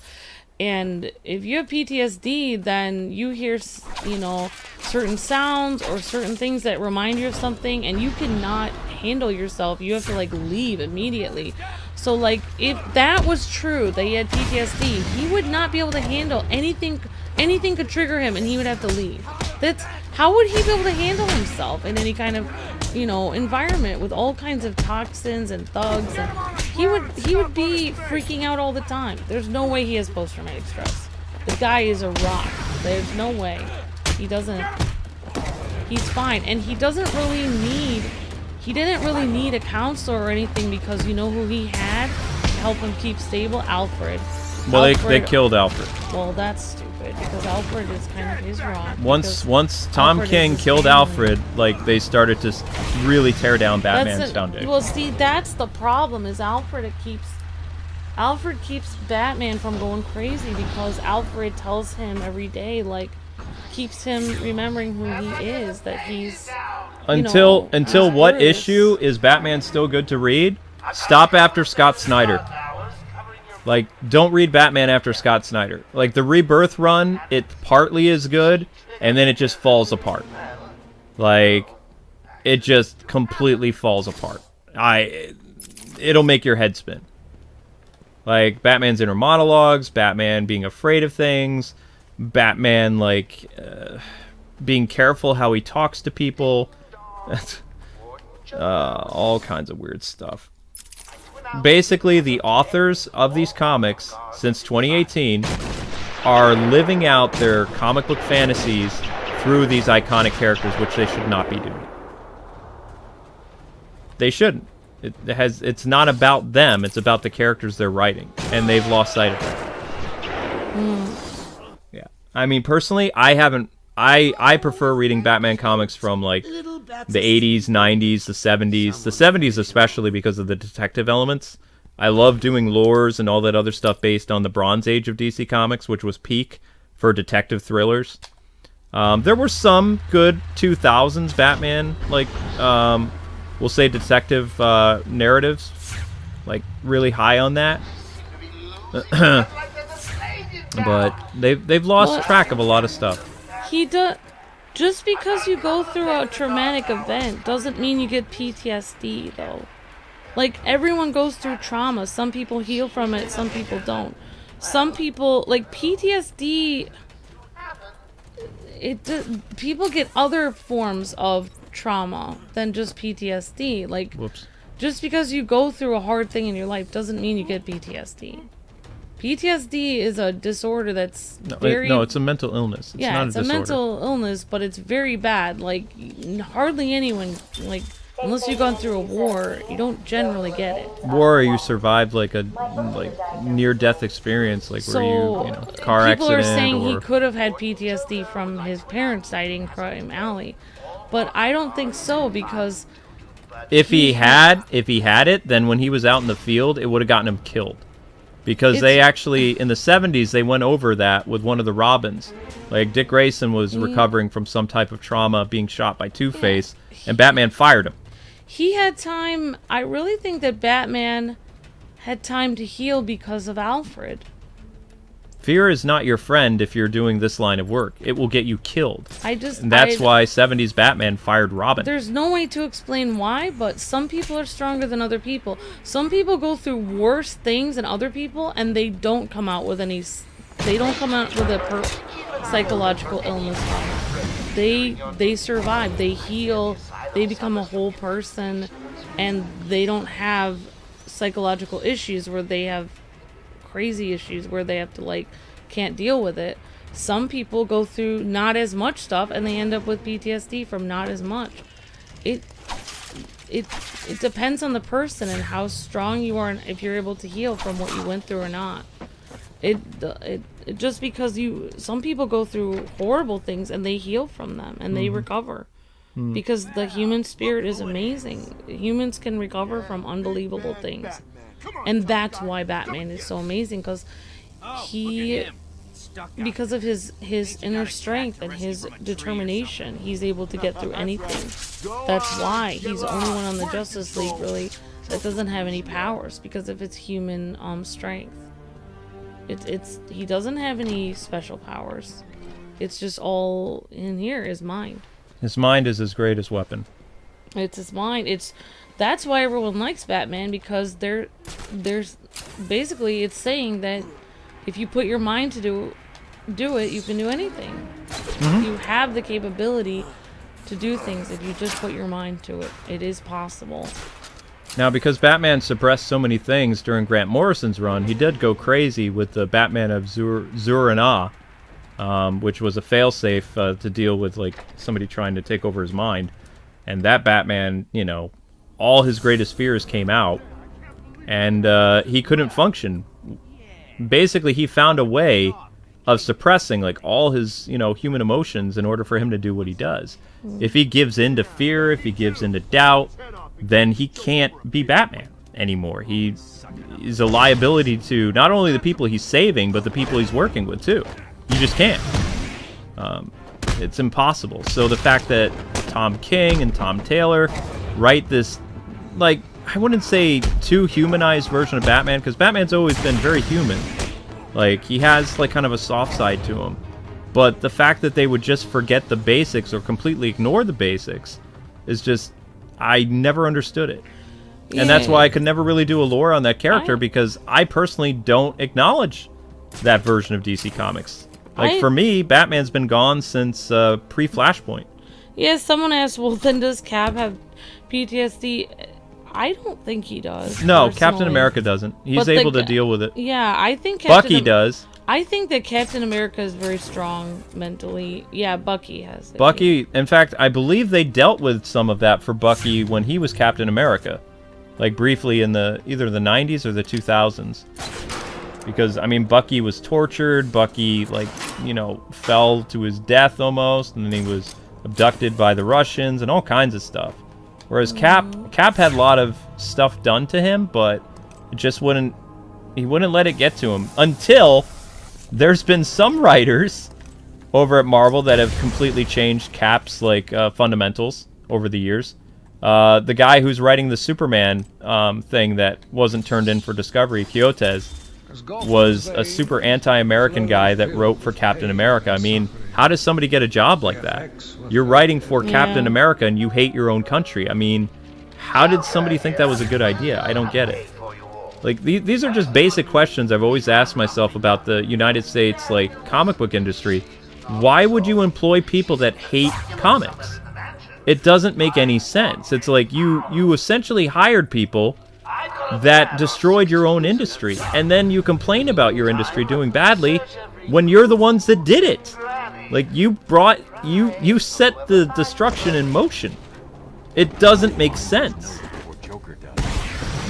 That would be like bringing somebody on to make an awesome Batman video game that's never read a Batman book in their life. And they make a terrible game, and then when people are going through the story and tearing it apart, and then the dude says in interviews, well, I never read a Batman comic, I just thought he looked cool in the suit, and I wanted the job to make the next great Batman game when I know nothing about the character. I had nothing in mind for a story. He's just some rich guy beating up people because he has super rich privilege. And that's what I wanted to do with my game, is I wanted to make Bruce Wayne appeal to, the people that he was beating up with mental illness or something. Because that's what society, or rather uneducated people, see Bruce Wayne as. They see him as this billionaire in a batsuit who's going around beating up the mentally ill. And that is what's on Twitter all the time. These morons, like I said, this cult, they don't understand the character at all. And they just have basically gone and torn down Bruce's fundamentals, like his... Basically, like, you know how a building has a foundation? They've been chipping away at the foundation for years, and there's nothing left of it. It's barely even standing to this day. It's just kind of like... Some of it is intact thanks to Matt Reeves, and, Zack Snyder, and, Scott Snyder and stuff like that, but a lot of it has been muddied over the years because of people's perception of the character they don't understand. They've already completely forgotten Nolan's version of Batman. They're like, no, that's not a good version of Batman because he's not helping people enough. Yeah, yeah, exactly. Iron Man had panic attacks in MCU. I don't know if he had PTSD. Maybe he did. He had panic attacks. But he had panic attacks. I don't know if it's necessarily the same thing. I don't. It's not the same thing. Panic attack is like... I can't describe it because I know somebody who has it. But panic attack. A panic attack is not PTSD. Very different. PTSD is like... You don't want to know what it's like. It's really bad. Like, I've told people before. They know. Like, my audience knows. Like, I survived a car accident. I had my rib shattered on my left side of my body, and I developed a panic disorder. So, I can tell you that, according to them, that is not a post-traumatic stress thing. No, that is, it's not. It's a mental illness that's triggered by panic and fear, and it is of subconscious variety. There's no telling when it's going to happen. Yeah, it's exactly like exactly. So I cannot be a superhero because if I was, say, Batman running out the streets at night, and all of a sudden I had a panic attack, which would be brought on even more by fear toxin, I'm a liability to everybody around me. You could be Iron Man because he. I could be Iron Man, yeah, if I was a billionaire, yeah. Because it helped his robot person helps him, and War Machine helps him too. That's why he has people that help him. Yeah. Oh my gosh, we've gotten a lot farther than I think my stream from last year. Garrett, are we doing better than we did in 2021? Am I further than I was for the other stream? Yeah, exactly. Exactly. Samuel says exactly. Batman grows as a person as well. Like a great example, is the Batman movie. Yeah, where he was a jerk to Alfred but came out better at the end. Yeah, exactly. Yeah, he grows slowly, definitely, and learns a little bit how to treat people. Anybody watch the 2021 like Arkham series? I think I'm going through this even faster. It hire people that hate comics to write the comics. Yeah, that makes perfect sense. It doesn't. It really doesn't. Yeah, but like if Batman had panic attacks, I don't think he could be Batman. I mean, I don't know. It's just difficult to explain. Everyone has some kind of, fears or things that psychologically bother them, whether they have a mental problem or not.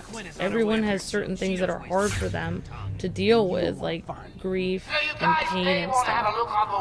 Well, Dick Grayson had to overcome a fear of heights in order for him to become Robin. Yeah, everyone, even though he was on the trapeze. Whether you're sane or not, everyone has fears and psychological things that make it difficult for them to overcome. But when you have like a full-blown like thing like PTSD, okay, the definition of PTSD means when you would hear a sound or hear something or be in an environment or experience something similar to what you experienced in the past, you begin reliving what you went through before, to the point where people could be talking to you and you could be supposed to be driving a car or doing something, and you're literally reliving everything that happened to you as if it's happening again. That's what PTSD is. So that's not a panic disorder. You don't relive it when you have a panic disorder.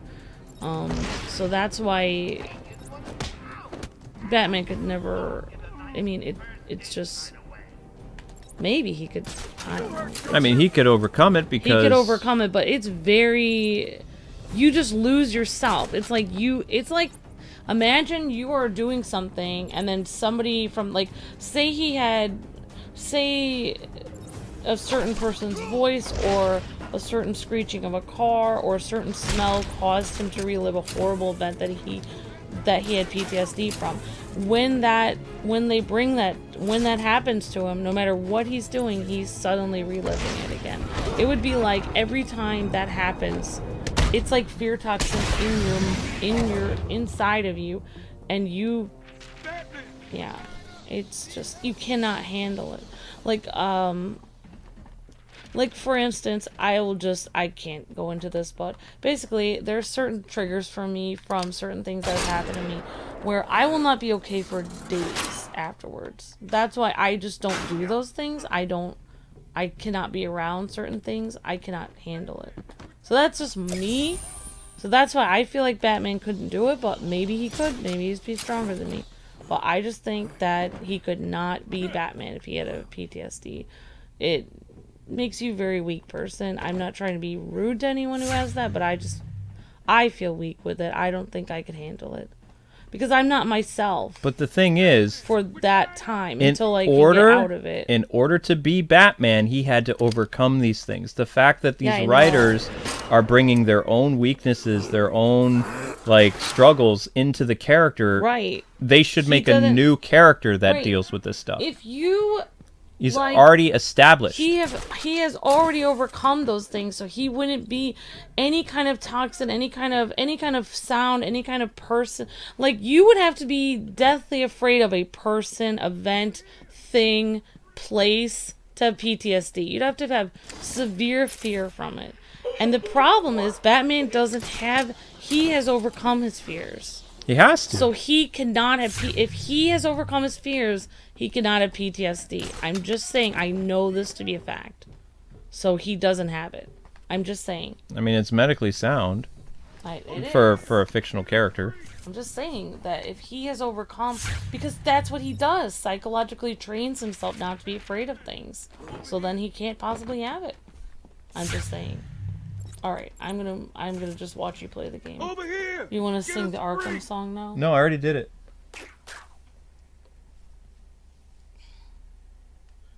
Thanks. Oh, they do it all the time, Apex. I mean, seriously, you can't go on comic book Twitter. You just the things that people are celebrating is the most bizarre thing ever.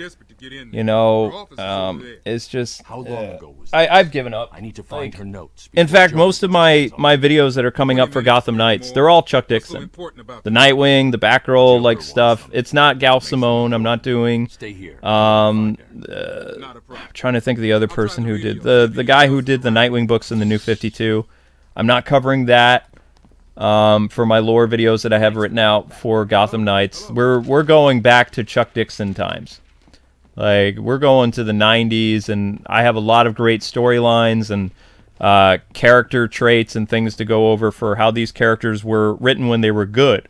I've completely dived back into, like, 30 years ago.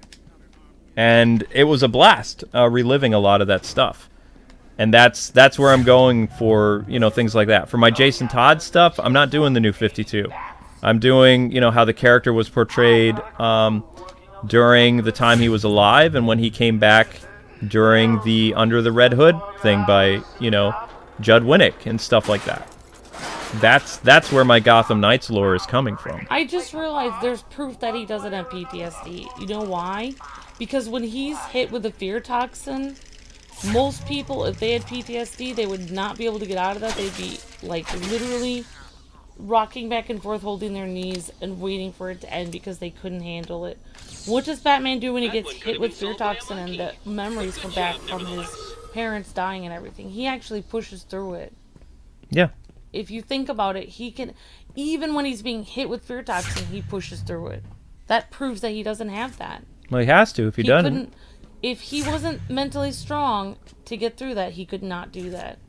Right. Batman is the ultimate character that shows that with, you know, training your mind and body, you can overcome just about anything.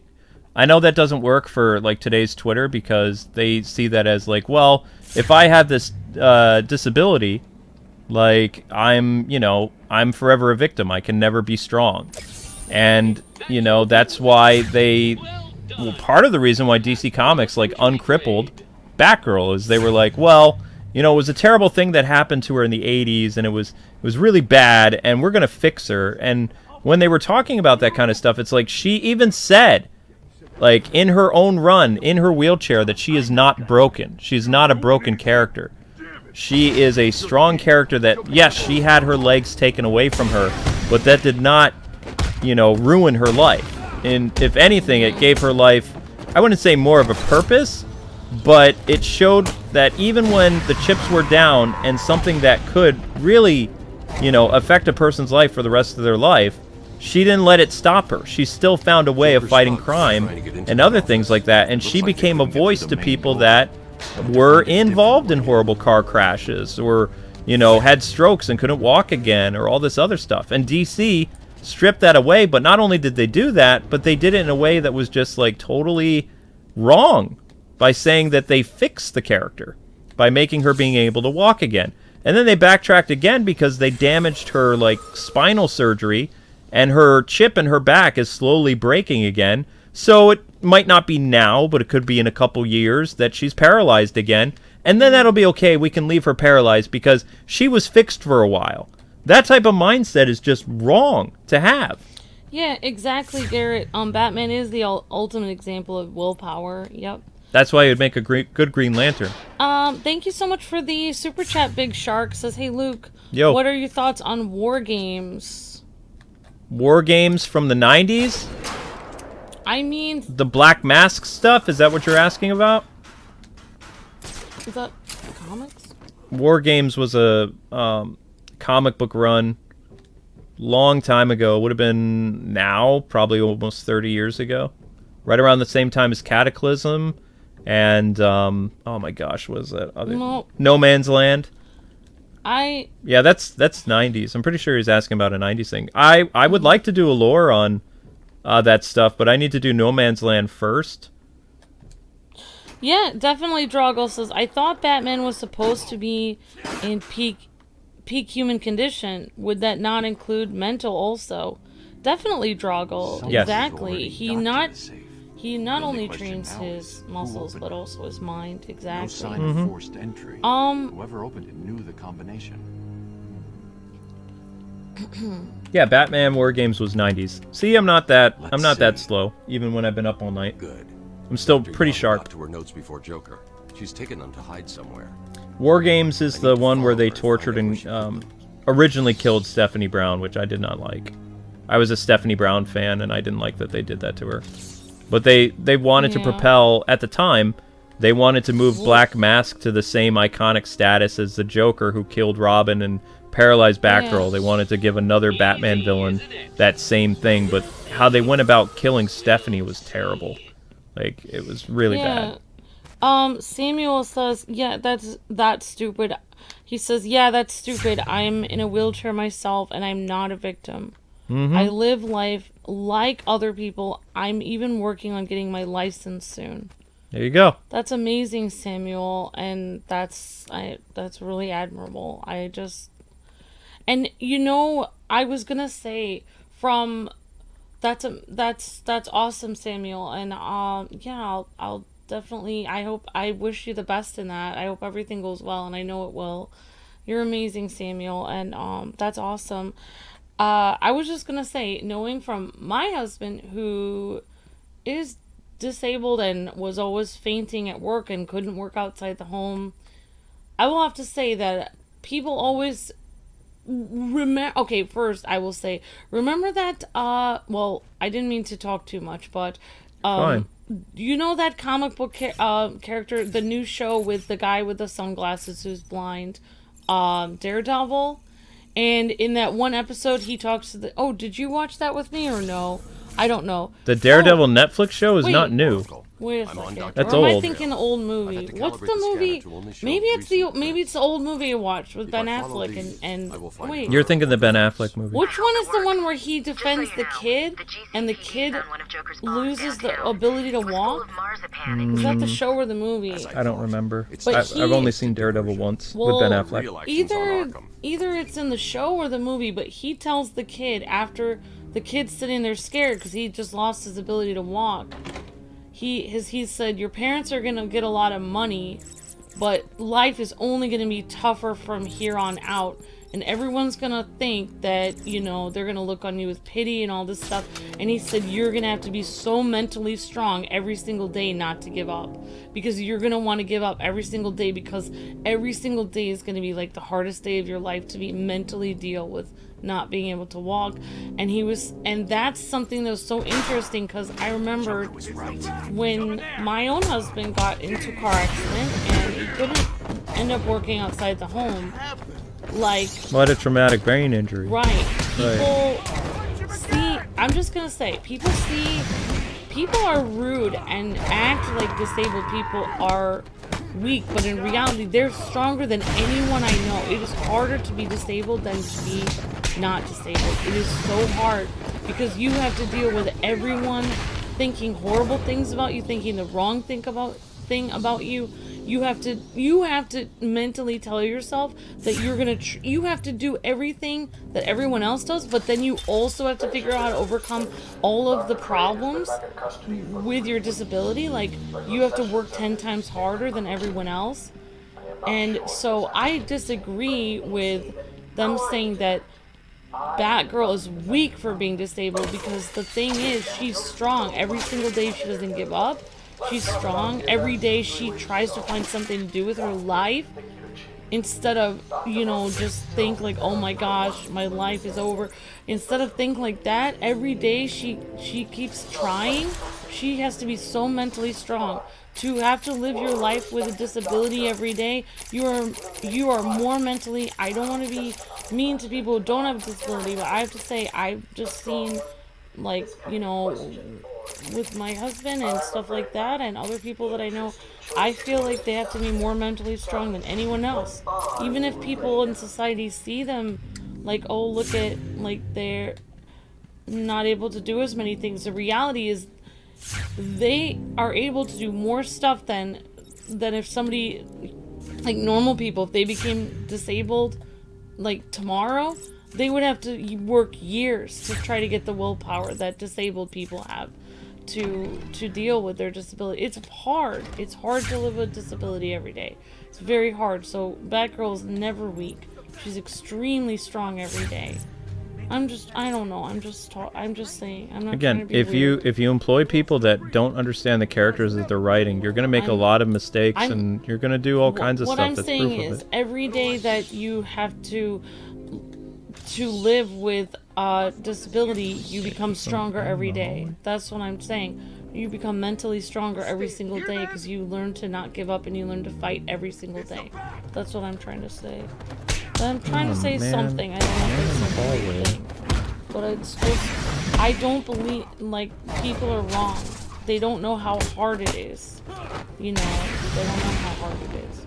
I don't know how hard it is because Luke, you know, I don't want to, I don't know how to explain it, but it's very hard. If you don't become the most amazing, like, the most amazing fighter inside your mind, like more 10 million times stronger than you ever were before, you can't survive. You have to become so strong to do it. And you guys with disabilities, you guys are so amazing, and I'm very proud of you, and I don't know how to explain that. Okay, that was the Joker War, says Jimbo. Thank you for the super chat, Jimbo. Thank you so much. What does a bird need in the rain? An umbrella. Yeah, exactly. That was Daredevil season 2. I remember that episode. Yep. Yeah, exactly. Yeah. So that thing that you're watching is the Daredevil show. I watched a watch part of the show then. Yeah. I mean, it's on HBO, or it's on Disney Plus now. I thought that was so interesting because in reality, even if his parents got money, that isn't going to help him learn to mentally deal with not being able to walk. It won't help him at all. It will help his parents, but it won't give him... He has to do that all on his own. So, you guys, I'm very proud of you guys. I don't know what Ow. Oh, did I get the hit off? I got the Thank hit you for the super chat, Jimbo. Well, I mean, I still remember the doctors told me that, you know, there's scar tissue in your ribs, there's damage in your brain, like, we recommend being on this medicine, you should probably not work anymore, never drive. Yeah. You're never going to get over this, I don't want you doing this, don't do anything strenuous, like, we want to make sure you don't have a stroke, blah, blah, blah. You're going to have a very, very laid-back thing, and we also, one doctor I remember in Boston recommended that I go to assisted living. And it was like, I was like, what, 20, 24, 25? It was a hard thing to hear, and I didn't agree with it. So I found ways of still functioning. Yeah, I fainted at work several times. I had problems with breathing and things like that, but I kept going and kept trying to build up mental strength as best I could with, you know, not that much, I don't know what they call it, like brain stuff in my head. Because there was damage from my head collided at, like, I think it was like 45 miles an hour against the glass of my car. The first thing that hit was my ribs, which saved my life, but it shattered my ribs on my left side. And then my head collided, and it was kind of like having Jello. How a doctor explained it was like your brain is like Jello, and then the impact was like the skull didn't crack, but the brain inside jostled and smashed into the thing. that's why, like, Batgirl became Oracle, so she could do something with her mind, so she could focus on it. That's what she was doing, was surviving, so I just feel like that was so wrong for them to basically undo. I have good days and I have bad days, but I still try to do the best I can on all my days. Like, as I'm getting older, I am losing, they call it cognitive functions or something. They're getting fuzzier, like, especially getting closer to 40 now. I feel like when you have, I'm sorry, I didn't mean to interrupt you. But, like, you know, there was only one doctor that I had that really, like, pushed me to try to, you know, not necessarily overcome it, but he told me to live with it, to cope, to, you know, pull yourself up and, you know, don't listen to these other quacks, is what he said. So he called other doctors quacks, which I thought was funny because, you know, they just wanted to put me on pills and have me drool in a cup, basically, and go to, essentially, there is a place like Arkham Asylum in Massachusetts that's famous. They wanted me to go there for treatment, and it was like, no. So, you know, I just pulled myself up and I did the best I could, and I still do.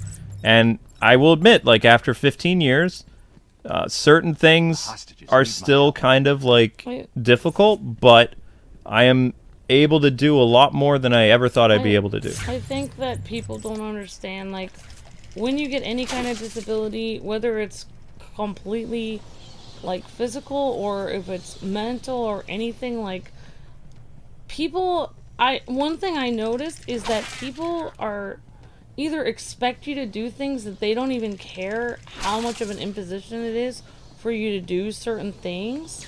Like that, it's like, okay, well, this is going to be extremely hard for me because I have these health problems, and nobody cares. They just want you to just do it. Nobody understands what you have to go through to do that. And also, people, like, act like you can't do certain things that you can obviously do. So basically, the hard thing, yeah, I mean, one of the hard things about having disabilities is nobody understands you. Everyone thinks they do. They all judge you. They either pity you or expect things you couldn't possibly do out of you, but nobody actually takes time to understand what it would be like. And then, so you're actually having to fight against everyone's perception of you your whole life. So I don't mean to make everyone depressed, but we're playing a Batman game. How is a Batman game anything other than dark and depressing? I don't want to, I think, like, you know, never mind. I think, I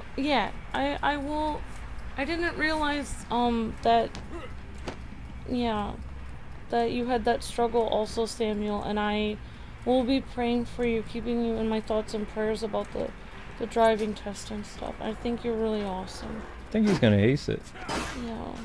I mean, doctors can be wrong, but I took the advice of the one who told me to, you know, it's my life, do the best I can with it, and pull myself up as best I could. Also, I don't like when, after Luke had the car accident, people around us always being resentful, it's like they were angry at him for being disabled.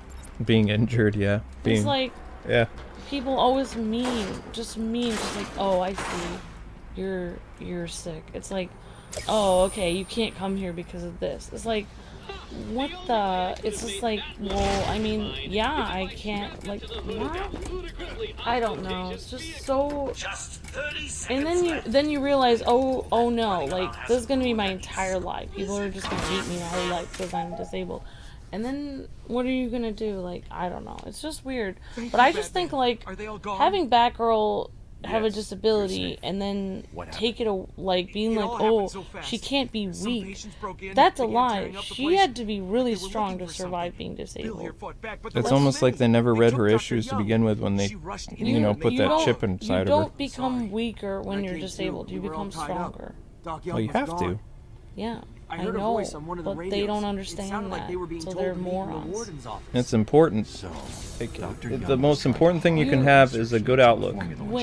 If you have, something happen to you, then however strong you were before, you have to be 10 times stronger afterwards to survive it. Okay, I'm gonna just sit over here and watch you play Batman. I'm proud of you guys. Okay. Alright, so Garrett has already said that I'm further along than I usually am, which is kind of interesting. Like, we already did the Bane thing. We're on the brouhaha right now, so I don't even remember how many streams I had of this in 2021. But I'm like, So does that mean you've stopped It's never this simple where with him. I'm trying to think how much is left of this actually. Like, if Jimbo does another stream for April, I mean, I think I'd almost finish the game in April. I didn't realize it was 4 in the morning. Yep. It's 4 in the morning. I was trying to help. The reason why I'm up, people are wondering, why is Amber up? Because Luke was hunched over on the couch. He looked like a vampire had sucked the life out of him, and he looked like he was going to fall over. So I was giving him my strength. Well, I had a ton of brisk iced tea, which is going to wear out soon. Hopefully I'll be able to do the YouTube short before that hits. So I'm only going to the end of this chapter. Because I won't be able to get the YouTube short done. Crap, where am I supposed to go now? Is it go through the door, or... I don't remember now. I'm starting to run out of steam. I think it's this door. I hope so. Is this right? Oh. Yes. This is right. Wait, did they just call this Wayne Manor? Oh, Wayne Manor, it's Scarecrow stuff. Oh. Oh, I know what's happening now. He's freaking out again. Scarecrow level 2. Scarecrow level 2 happening now. Oh, wow. I had... that's... Well, we have tremendous respect for, you know, all of you guys, and I'm sorry, Dave.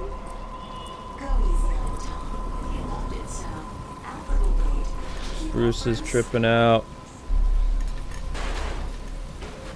I'm gonna kick the trash can.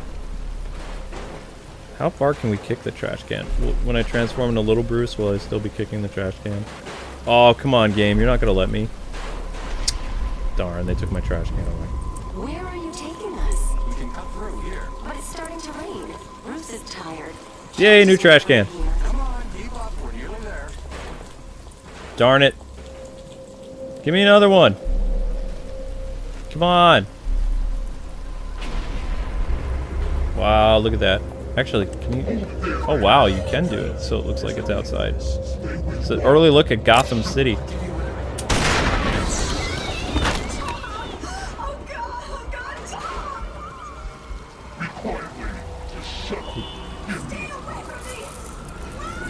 This is Batman's greatest fear.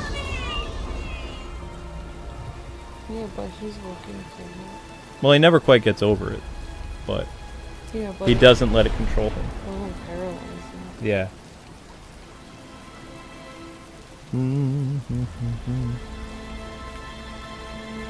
How many streams was the 2021 series? 6? Pull yourself up, Brucey. Come on, kid, this way. Take a seat in my office. Ah, they're doing the Nolan thing.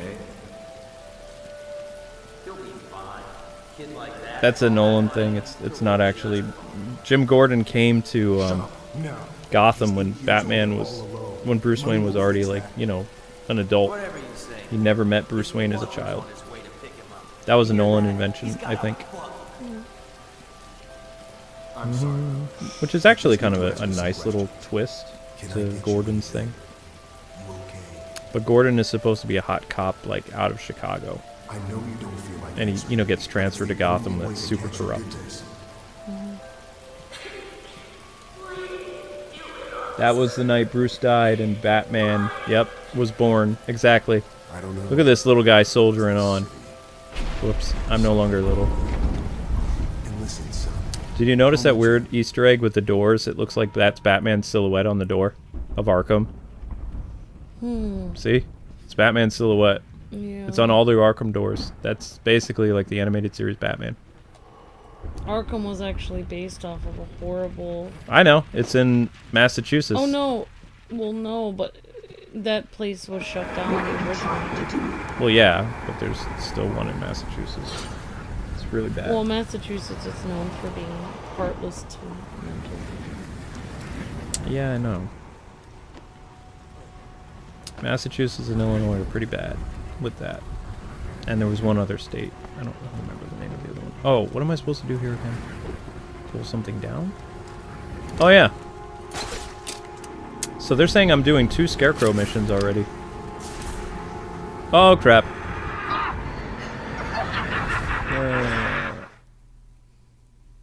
I've been watching since 2012. Thank you for getting me into comics and getting me into Batman and how genuine you are. I wouldn't say I'm genuine. I'm just, I don't know. But thank you for the compliment. I'm not good with compliments. I'm glad you like watching my stuff. I'm sorry I'm not as active on this channel. I try to be, but it's really hard to stream as much as I do and then come over here. Just kind of make the, you know, I'm definitely going to redouble my efforts when Gotham Knights actually comes out. But I'd be curious to see if I could ever do a speed run of this. Like, how fast could I actually beat this game? Oh crap! I messed up again. Oh, I was supposed to pull that down. Yeah, Samuel was saying, yes, when you have a disability, you have to be strong every day. Samuel said, I have a bone condition, and life has been hard because I broke a lot of bones, but I have to overcome every day still. Yep, exactly, Samuel. And says thanks, Luke and Amber, you guys inspire me to keep going, and also I didn't realize you were going through so much, Luke. Samuel was saying, so that you're inspiring, and you inspire us, Samuel. Like I mean, I can't even imagine what you have to go through, and I always just see like you as such a kind, reasonable, decent person in the chat, and lo and behold, you have to go through so much every day. It's just unbelievable.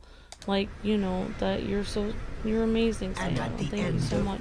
You're very inspiring to us. You're awesome. My philosophy has always been, you can't deal the cards that you're dealt in life, but it's how you deal with the cards once they happen. Like, that's pretty much how I handle things. Like, I think life is unfair. That's one thing I realized in life is some people get handed a better deck than other people. I really do believe that. But you just have to do the best with what you have and try, like, the best. Like, for Batman, for Batman, he tries so hard. He has to be perfect mentally strong every day. Some people can't be as strong as him. Like me, I'm not as strong mentally as him.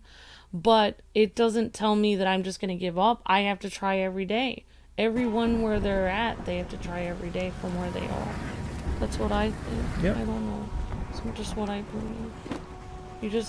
So like, instead of the people looking at Batman saying, this is unrealistic, he's doing too well, they should look at him like, he's pushing himself so hard, that means at least I could try to push myself as much as I can. Do the best that I can. That's the point of the comic book. So have you noticed the genius of the Scarecrow levels, though? Like, each time you face Scarecrow, you're incorporating one of the gadgets that you got that the game wants you to really master. So the only way to really get past this section is you have to use Batman's grapple gun, which is a tool that you got previously. Oh, come on! Aren't you a Batman fan still, K-Wing, says Gabrielle. I am a Batman fan based on the stuff that's happened to Batman prior to his current comic book run. You can be a Batman fan without having to like the comics. I love DC Comics from yesteryear, 70s, 80s, 90s, 2000s, 2010s, but ever since 2015, it hasn't really been really good for me, so I've become like a super fan of the animated series again, of the Arkham games, of a lot of stuff, some of the movies, and yeah, I still consider myself a Batman fan because Batman has so many different variants of himself now that it's like I don't have to tie myself down to just being a fan of Batman from the comics, because he's reinvented himself like so much in media that it's really easy to pick like another version of Batman that I like more than what's happening. Like, I have the Ben Affleck Batman I can like. I got the Robert Pattinson. Got the Kevin Conroy version that's had like so many different variants. I've got DC Comics of old. I've got video games, films, all kinds of stuff. So I'll always be a Batman fan, even if I don't like their current comic books.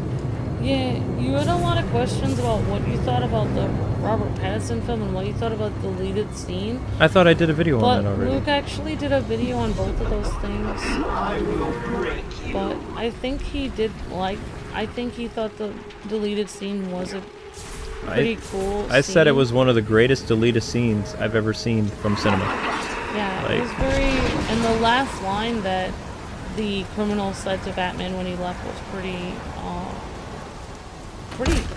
cool, actually, because it does feel like it's taken out of the Long Halloween with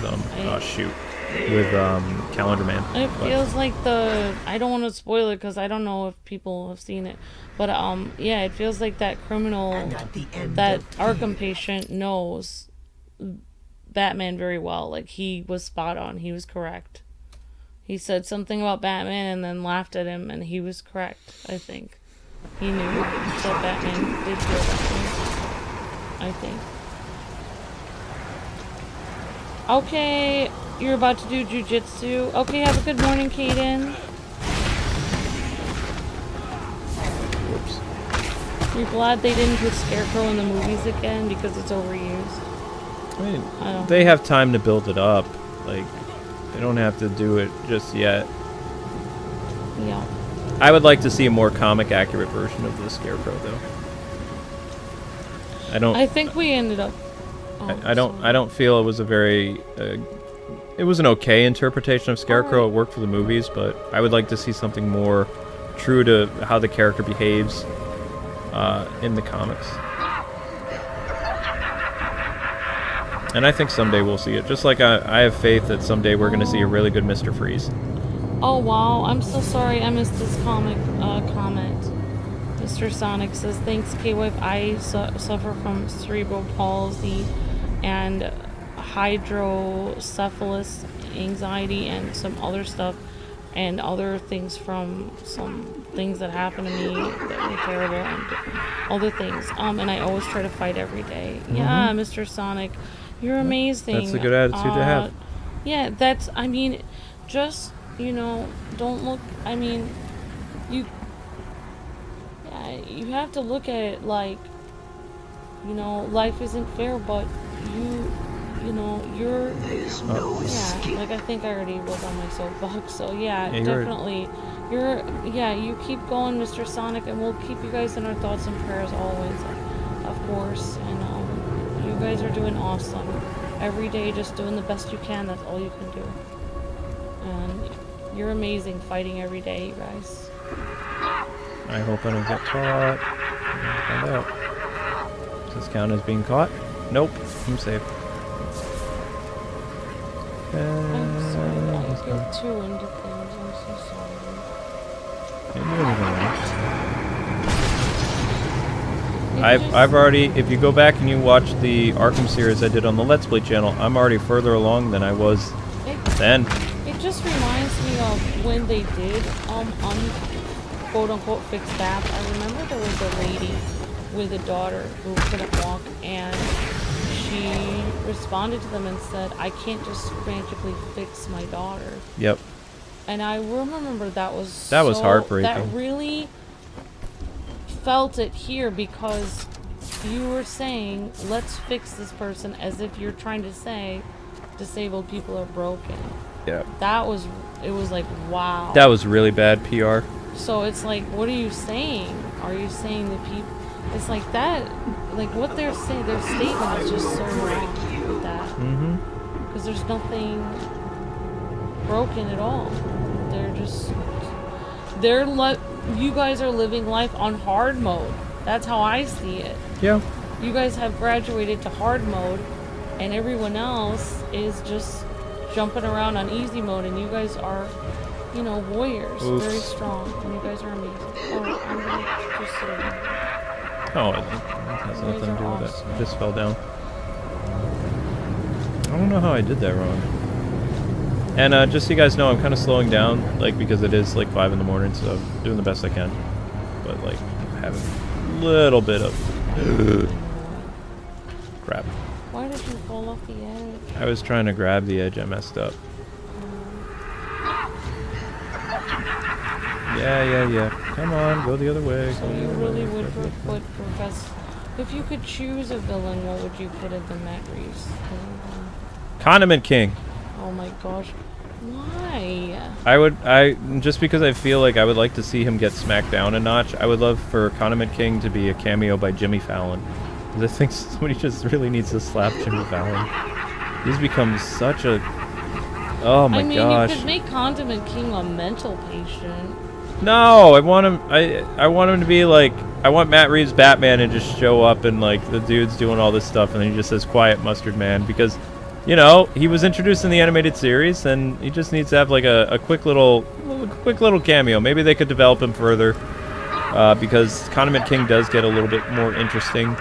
Not all that interesting, but who knows? I think that would be hilarious because people are like, well, maybe Egghead or something else. It's like I think the Condiment King would be funny. And it wouldn't be like 1960s funny. It would be like this guy who thinks he can become a costume villain because of the Riddler and all these other people, and Batman just puts him in his place. Thing, or other people start.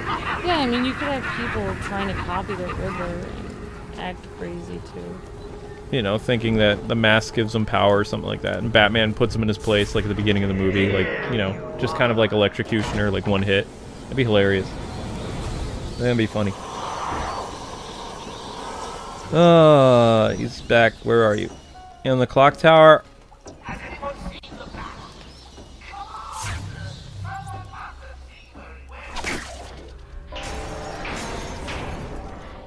He never left the clock tower.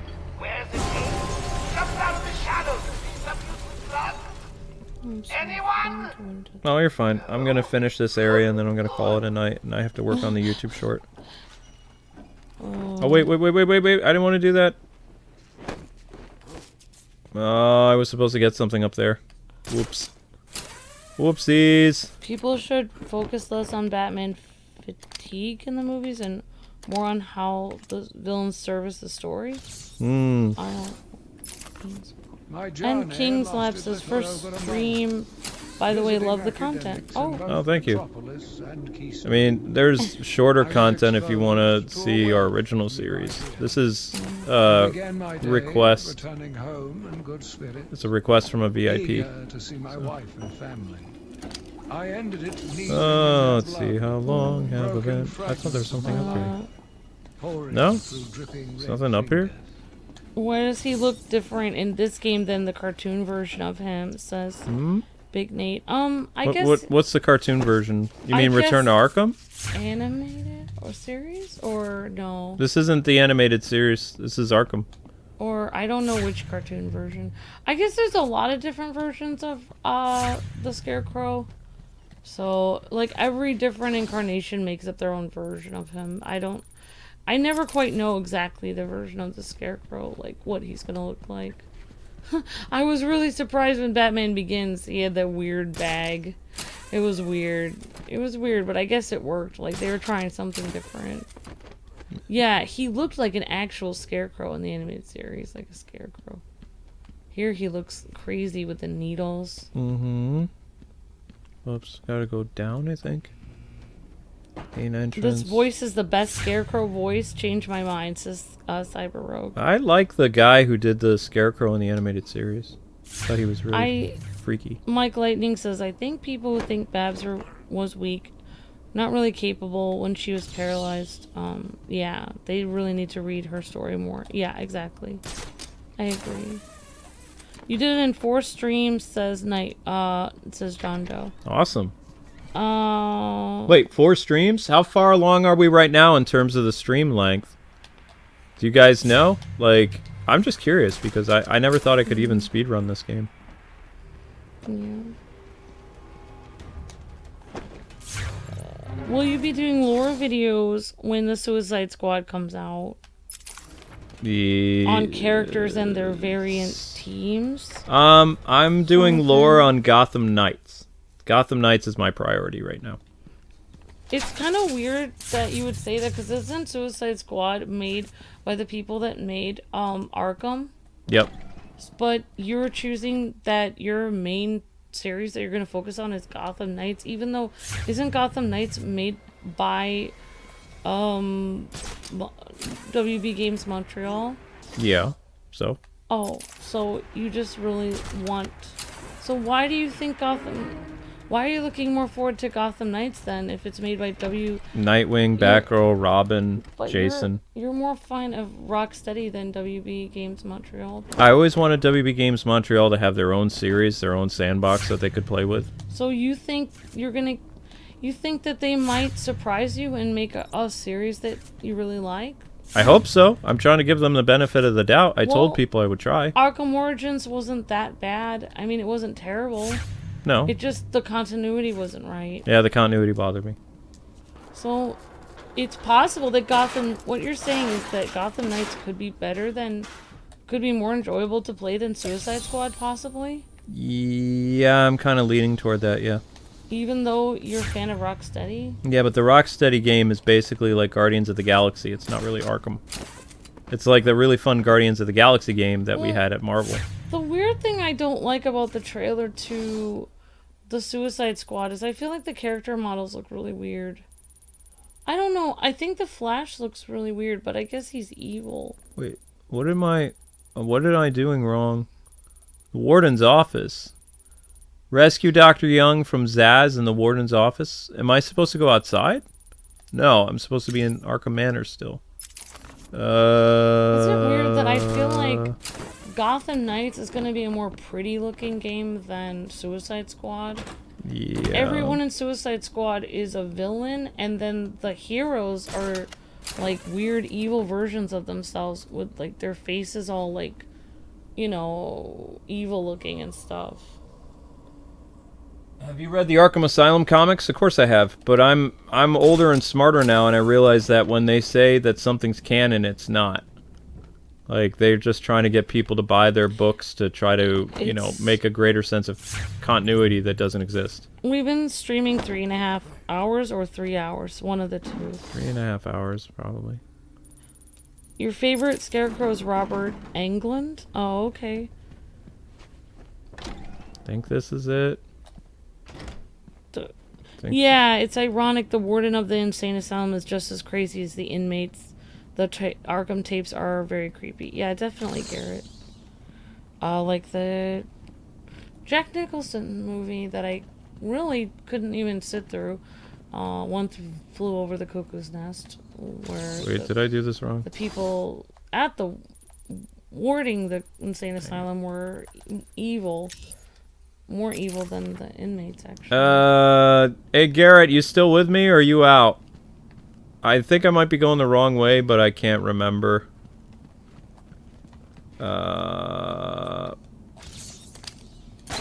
Edward says, Suicide Squad's roster is a bit strange to me. I don't know why that they chose those 4. Just hope there are others too. No, it's just those 4. The shark... I can't remember anyone else but the shark. Alright, Garrett, I'm kind of lost, man, because I'm running out of, I'm running on fumes, bro. I know I have to stay in Arkham Manor, but I don't remember where I'm supposed to head next. I'm back in the main hall, I dropped the bell. John Doe is here too. He said, wrong way, Luke. Yeah, I know. Show me the map and I can help you, says Garrett. Okay, well, I'm here. I need to go there. Warden's office. So, in the chat, let us know, which game are you guys more excited about and why? Are you guys more looking forward to Gotham Knights, or are you looking more forward to the Suicide Squad? Oh, was it really that simple? Kills the Justice League. A game of cat and mouse. Or are you looking forward to DC Pets movie? Yeah. The DC Pets movie. I keep forgetting that's coming out. People were saying they wanted Keanu Reeves to play a villain or a hero in the new Matt Reeves Batman thing. I've been waiting for you. I don't know who. Listening to jazz make Yeah. a Alright, so sorry guys, I got kind of turned around for a second. I'm looking forward to playing as Babs. Yep, it's gonna be fun. Stay where you are, Batman. Listen to me carefully. Oh, and they use the same technique from before. Come any closer, I'll paint the room crimson with her blood. I know you're still out there. Electrocutioner. She starts beating him up. You monster! You evil, evil, evil monster! He's not going anywhere. You can stop now. She's really a monster. But too. she's a monster herself, I know. She's also a monster. Oh, the pot calling the kettle black. I wanted to stop the Good writing by Deanie, though. tried to give him his Yeah, money that back. she calls him a Joker monster. doesn't take no for an answer. Army, a horrible twisted force to destroy Gotham, but he couldn't do it without the formula. I hid it, but So now he has Venom and your formula. God, he has gallons of the stuff. There's a lab, hidden in the gardens. It's locked off, but the security key codes for the entire island are in the warden's safe. What else is Joker planning? How should I know? You think anything he says makes sense? I think he's insane. Oh my God! Get out of the way! Oh yeah, that's right, she dies. Another Two-Face is born. Not really. No, she's dead. Yeah, I know. What's up, you young? Still, you know how Mr. J hates a squealer. I wonder if she would have to... Talking about squealers. I wonder if she would have had to face trial for what she did. Probably. She literally tortured a dude. That old loony actually thinks he runs But this some place. people get away Talk with about things if they're crazy, working for like a well-bad company or places something. to go. Get it, boys. If he gets up, knock him down, but not too rough. Mr. J needs him at the party. You thought I was down, but I'm not out. Yep, Timothy, ironic of her to call anyone a monster. Interested in both Nightwing. In both, but Nightwing is one of my favorite characters. Anything, so I have to say Gotham Knights. Says Kneecap. Edward. Yep. If Ollie is in Suicide Squad, then I have to kill him. That's minus some points for that. Oracle. Says Edward. Dr. Young is dead. Oh, right, because you have to actually figured out a kill way the past these evil security Justice gates? League in that. Before she died, she They're told not evil, they're brainwashed. Oh, well, I was saying evil. I don't know. They're totes brainwashed. My wife is excited for Gotham Knights, says Chad. She loves Nightwing. Oh. I guess this one. Do you think that Zack Snyder's Justice League winning a fan-voted Oscar is going to play a role in Discovery's plans with DC movies? I wouldn't count on the Restore the Snyderverse like as an official announcement for a while. They're waiting. in the safe explosion. It's Discovery's backup plan. It's their plan B in case everything flops. Like, they're gonna do some revisions to, you know, some of the upcoming movies. Count on it, but I wouldn't. I mean, it's possible they could go full blown and be like, yeah, we're restoring the Snyderverse, or Henry Cavill is coming back other than just for Black Adam and, you know, The Flash. Or Ben Affleck is, you know, we're going to have him on HBO Max or something like that. They could easily break the internet if they wanted to, but I guess we'll find out what they're going to do, you know? Alright, we got to do this. Detected some type of, what is this? I am scanning. Let's see. Samuel says, Luke, will you ever replay the Armored edition of Arkham City? Yep. Alright, apparently he will. I haven't replayed Armored Edition in a long time.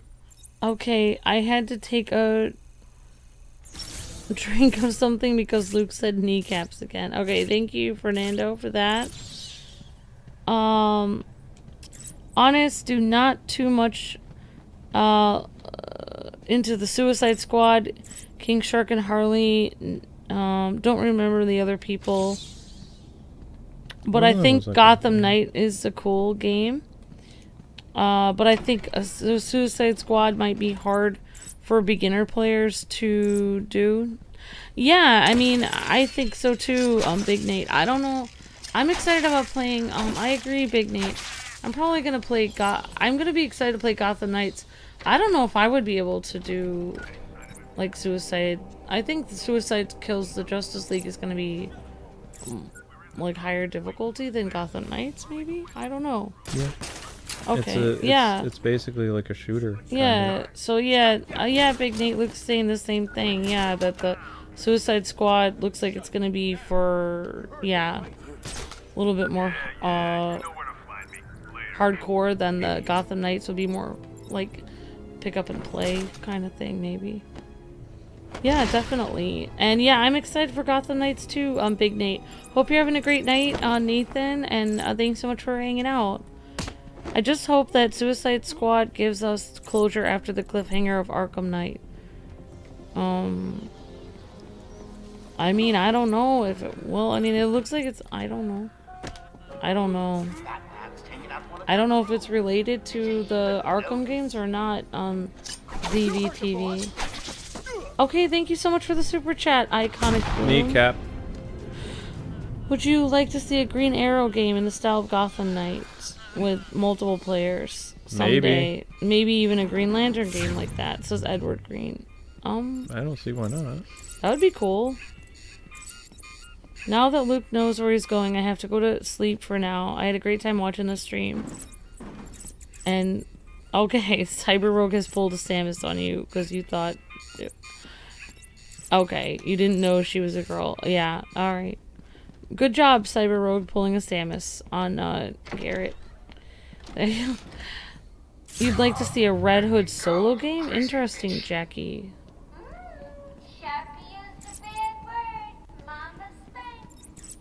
Samuel says, I think Gotham Knights will be great. Luke, do you think the twist will be that Batman is alive at the end?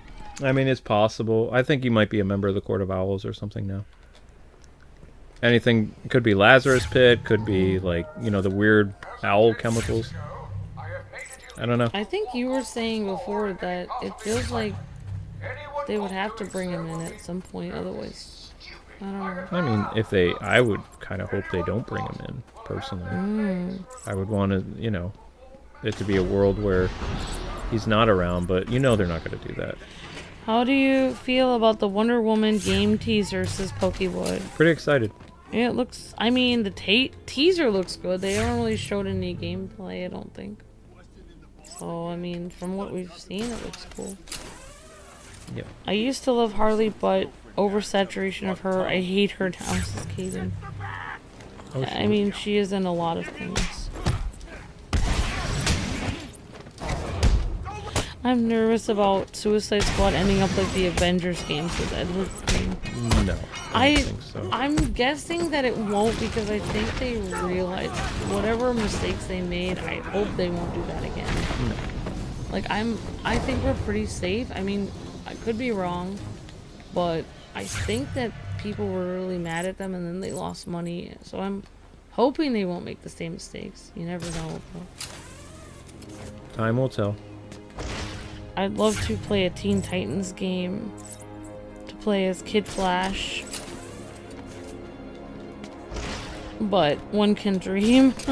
Just Mike Lightning, yeah. Yep.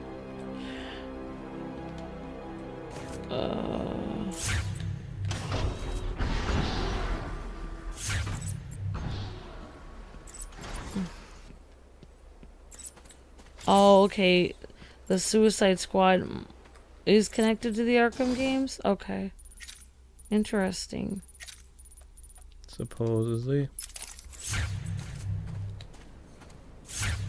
Oh, thank you so much, Big Nate. Really appreciate that. Says anytime K-Wife and K-Wing love your content. Thank you so much, Nate.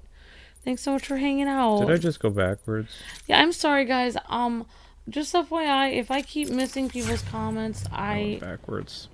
Am trying my best. I'm like, so I'm like reading like every third comment, and then I end up missing some, and then I completely forget. So I'm sorry about that. Yeah, I ended up getting turned around. It happens. I feel Batman will pull a classic Batman and be alive, and save the Justice League. Interesting, Edward Green. That would be cool. That would be pretty cool. I'd be okay with that. would you want to see movies that portray Batman how he is in the animated series and in the Arkham games? Yes. Says Carter. I mean, yeah.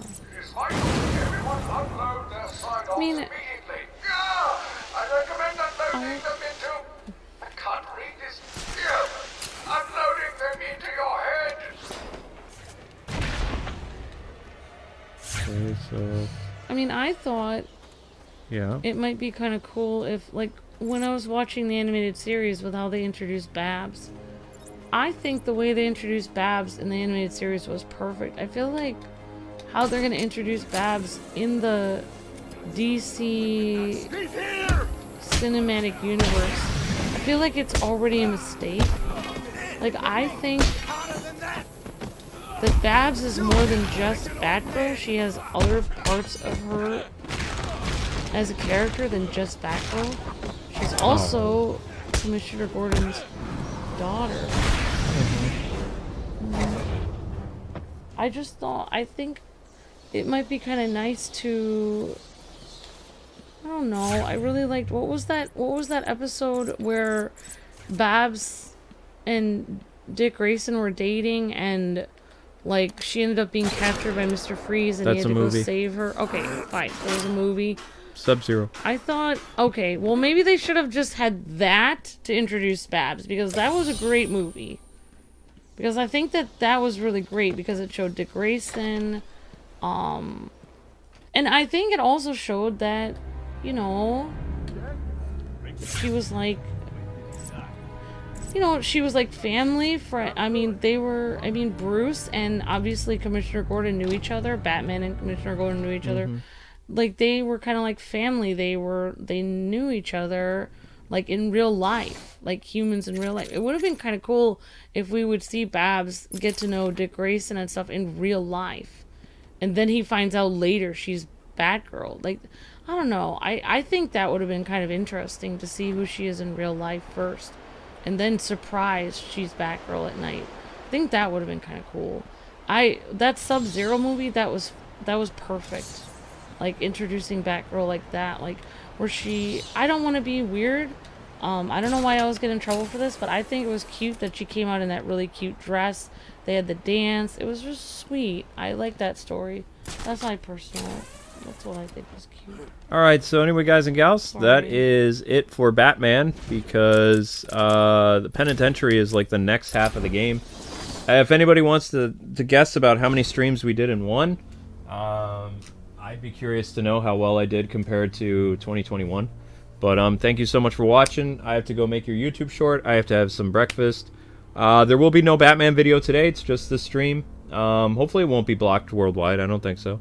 More Kirby tomorrow on the Let's Play channel. More Star Wars and Kingdom Hearts is what your ultimate selects will be. Thank you again to Jimbo for sponsoring this. I don't know if this is going to be a series or if this was a one-off, but clowning around was fun. Mostly. So next time would be the penitentiary and maybe the end of the game. I don't know. That was a 3-hour and 52-minute stream. No time codes though, so if you guys want to do some chapter related codes, feel free to. I went through this much faster than I normally do, so thanks everybody. I guess it was muscle memory, I don't know. But take care, have a wonderful morning, and there'll be some Batman news later this week. I don't know when I'm going to get your Riddler lore thing up, because I was going to post it. I was going to edit it, finish editing it tonight, and then I have a ton of, like, Ultimate streams I need to finish. You know, the people paying for this stuff. Dark Souls is happening this week, so there'll be another stream.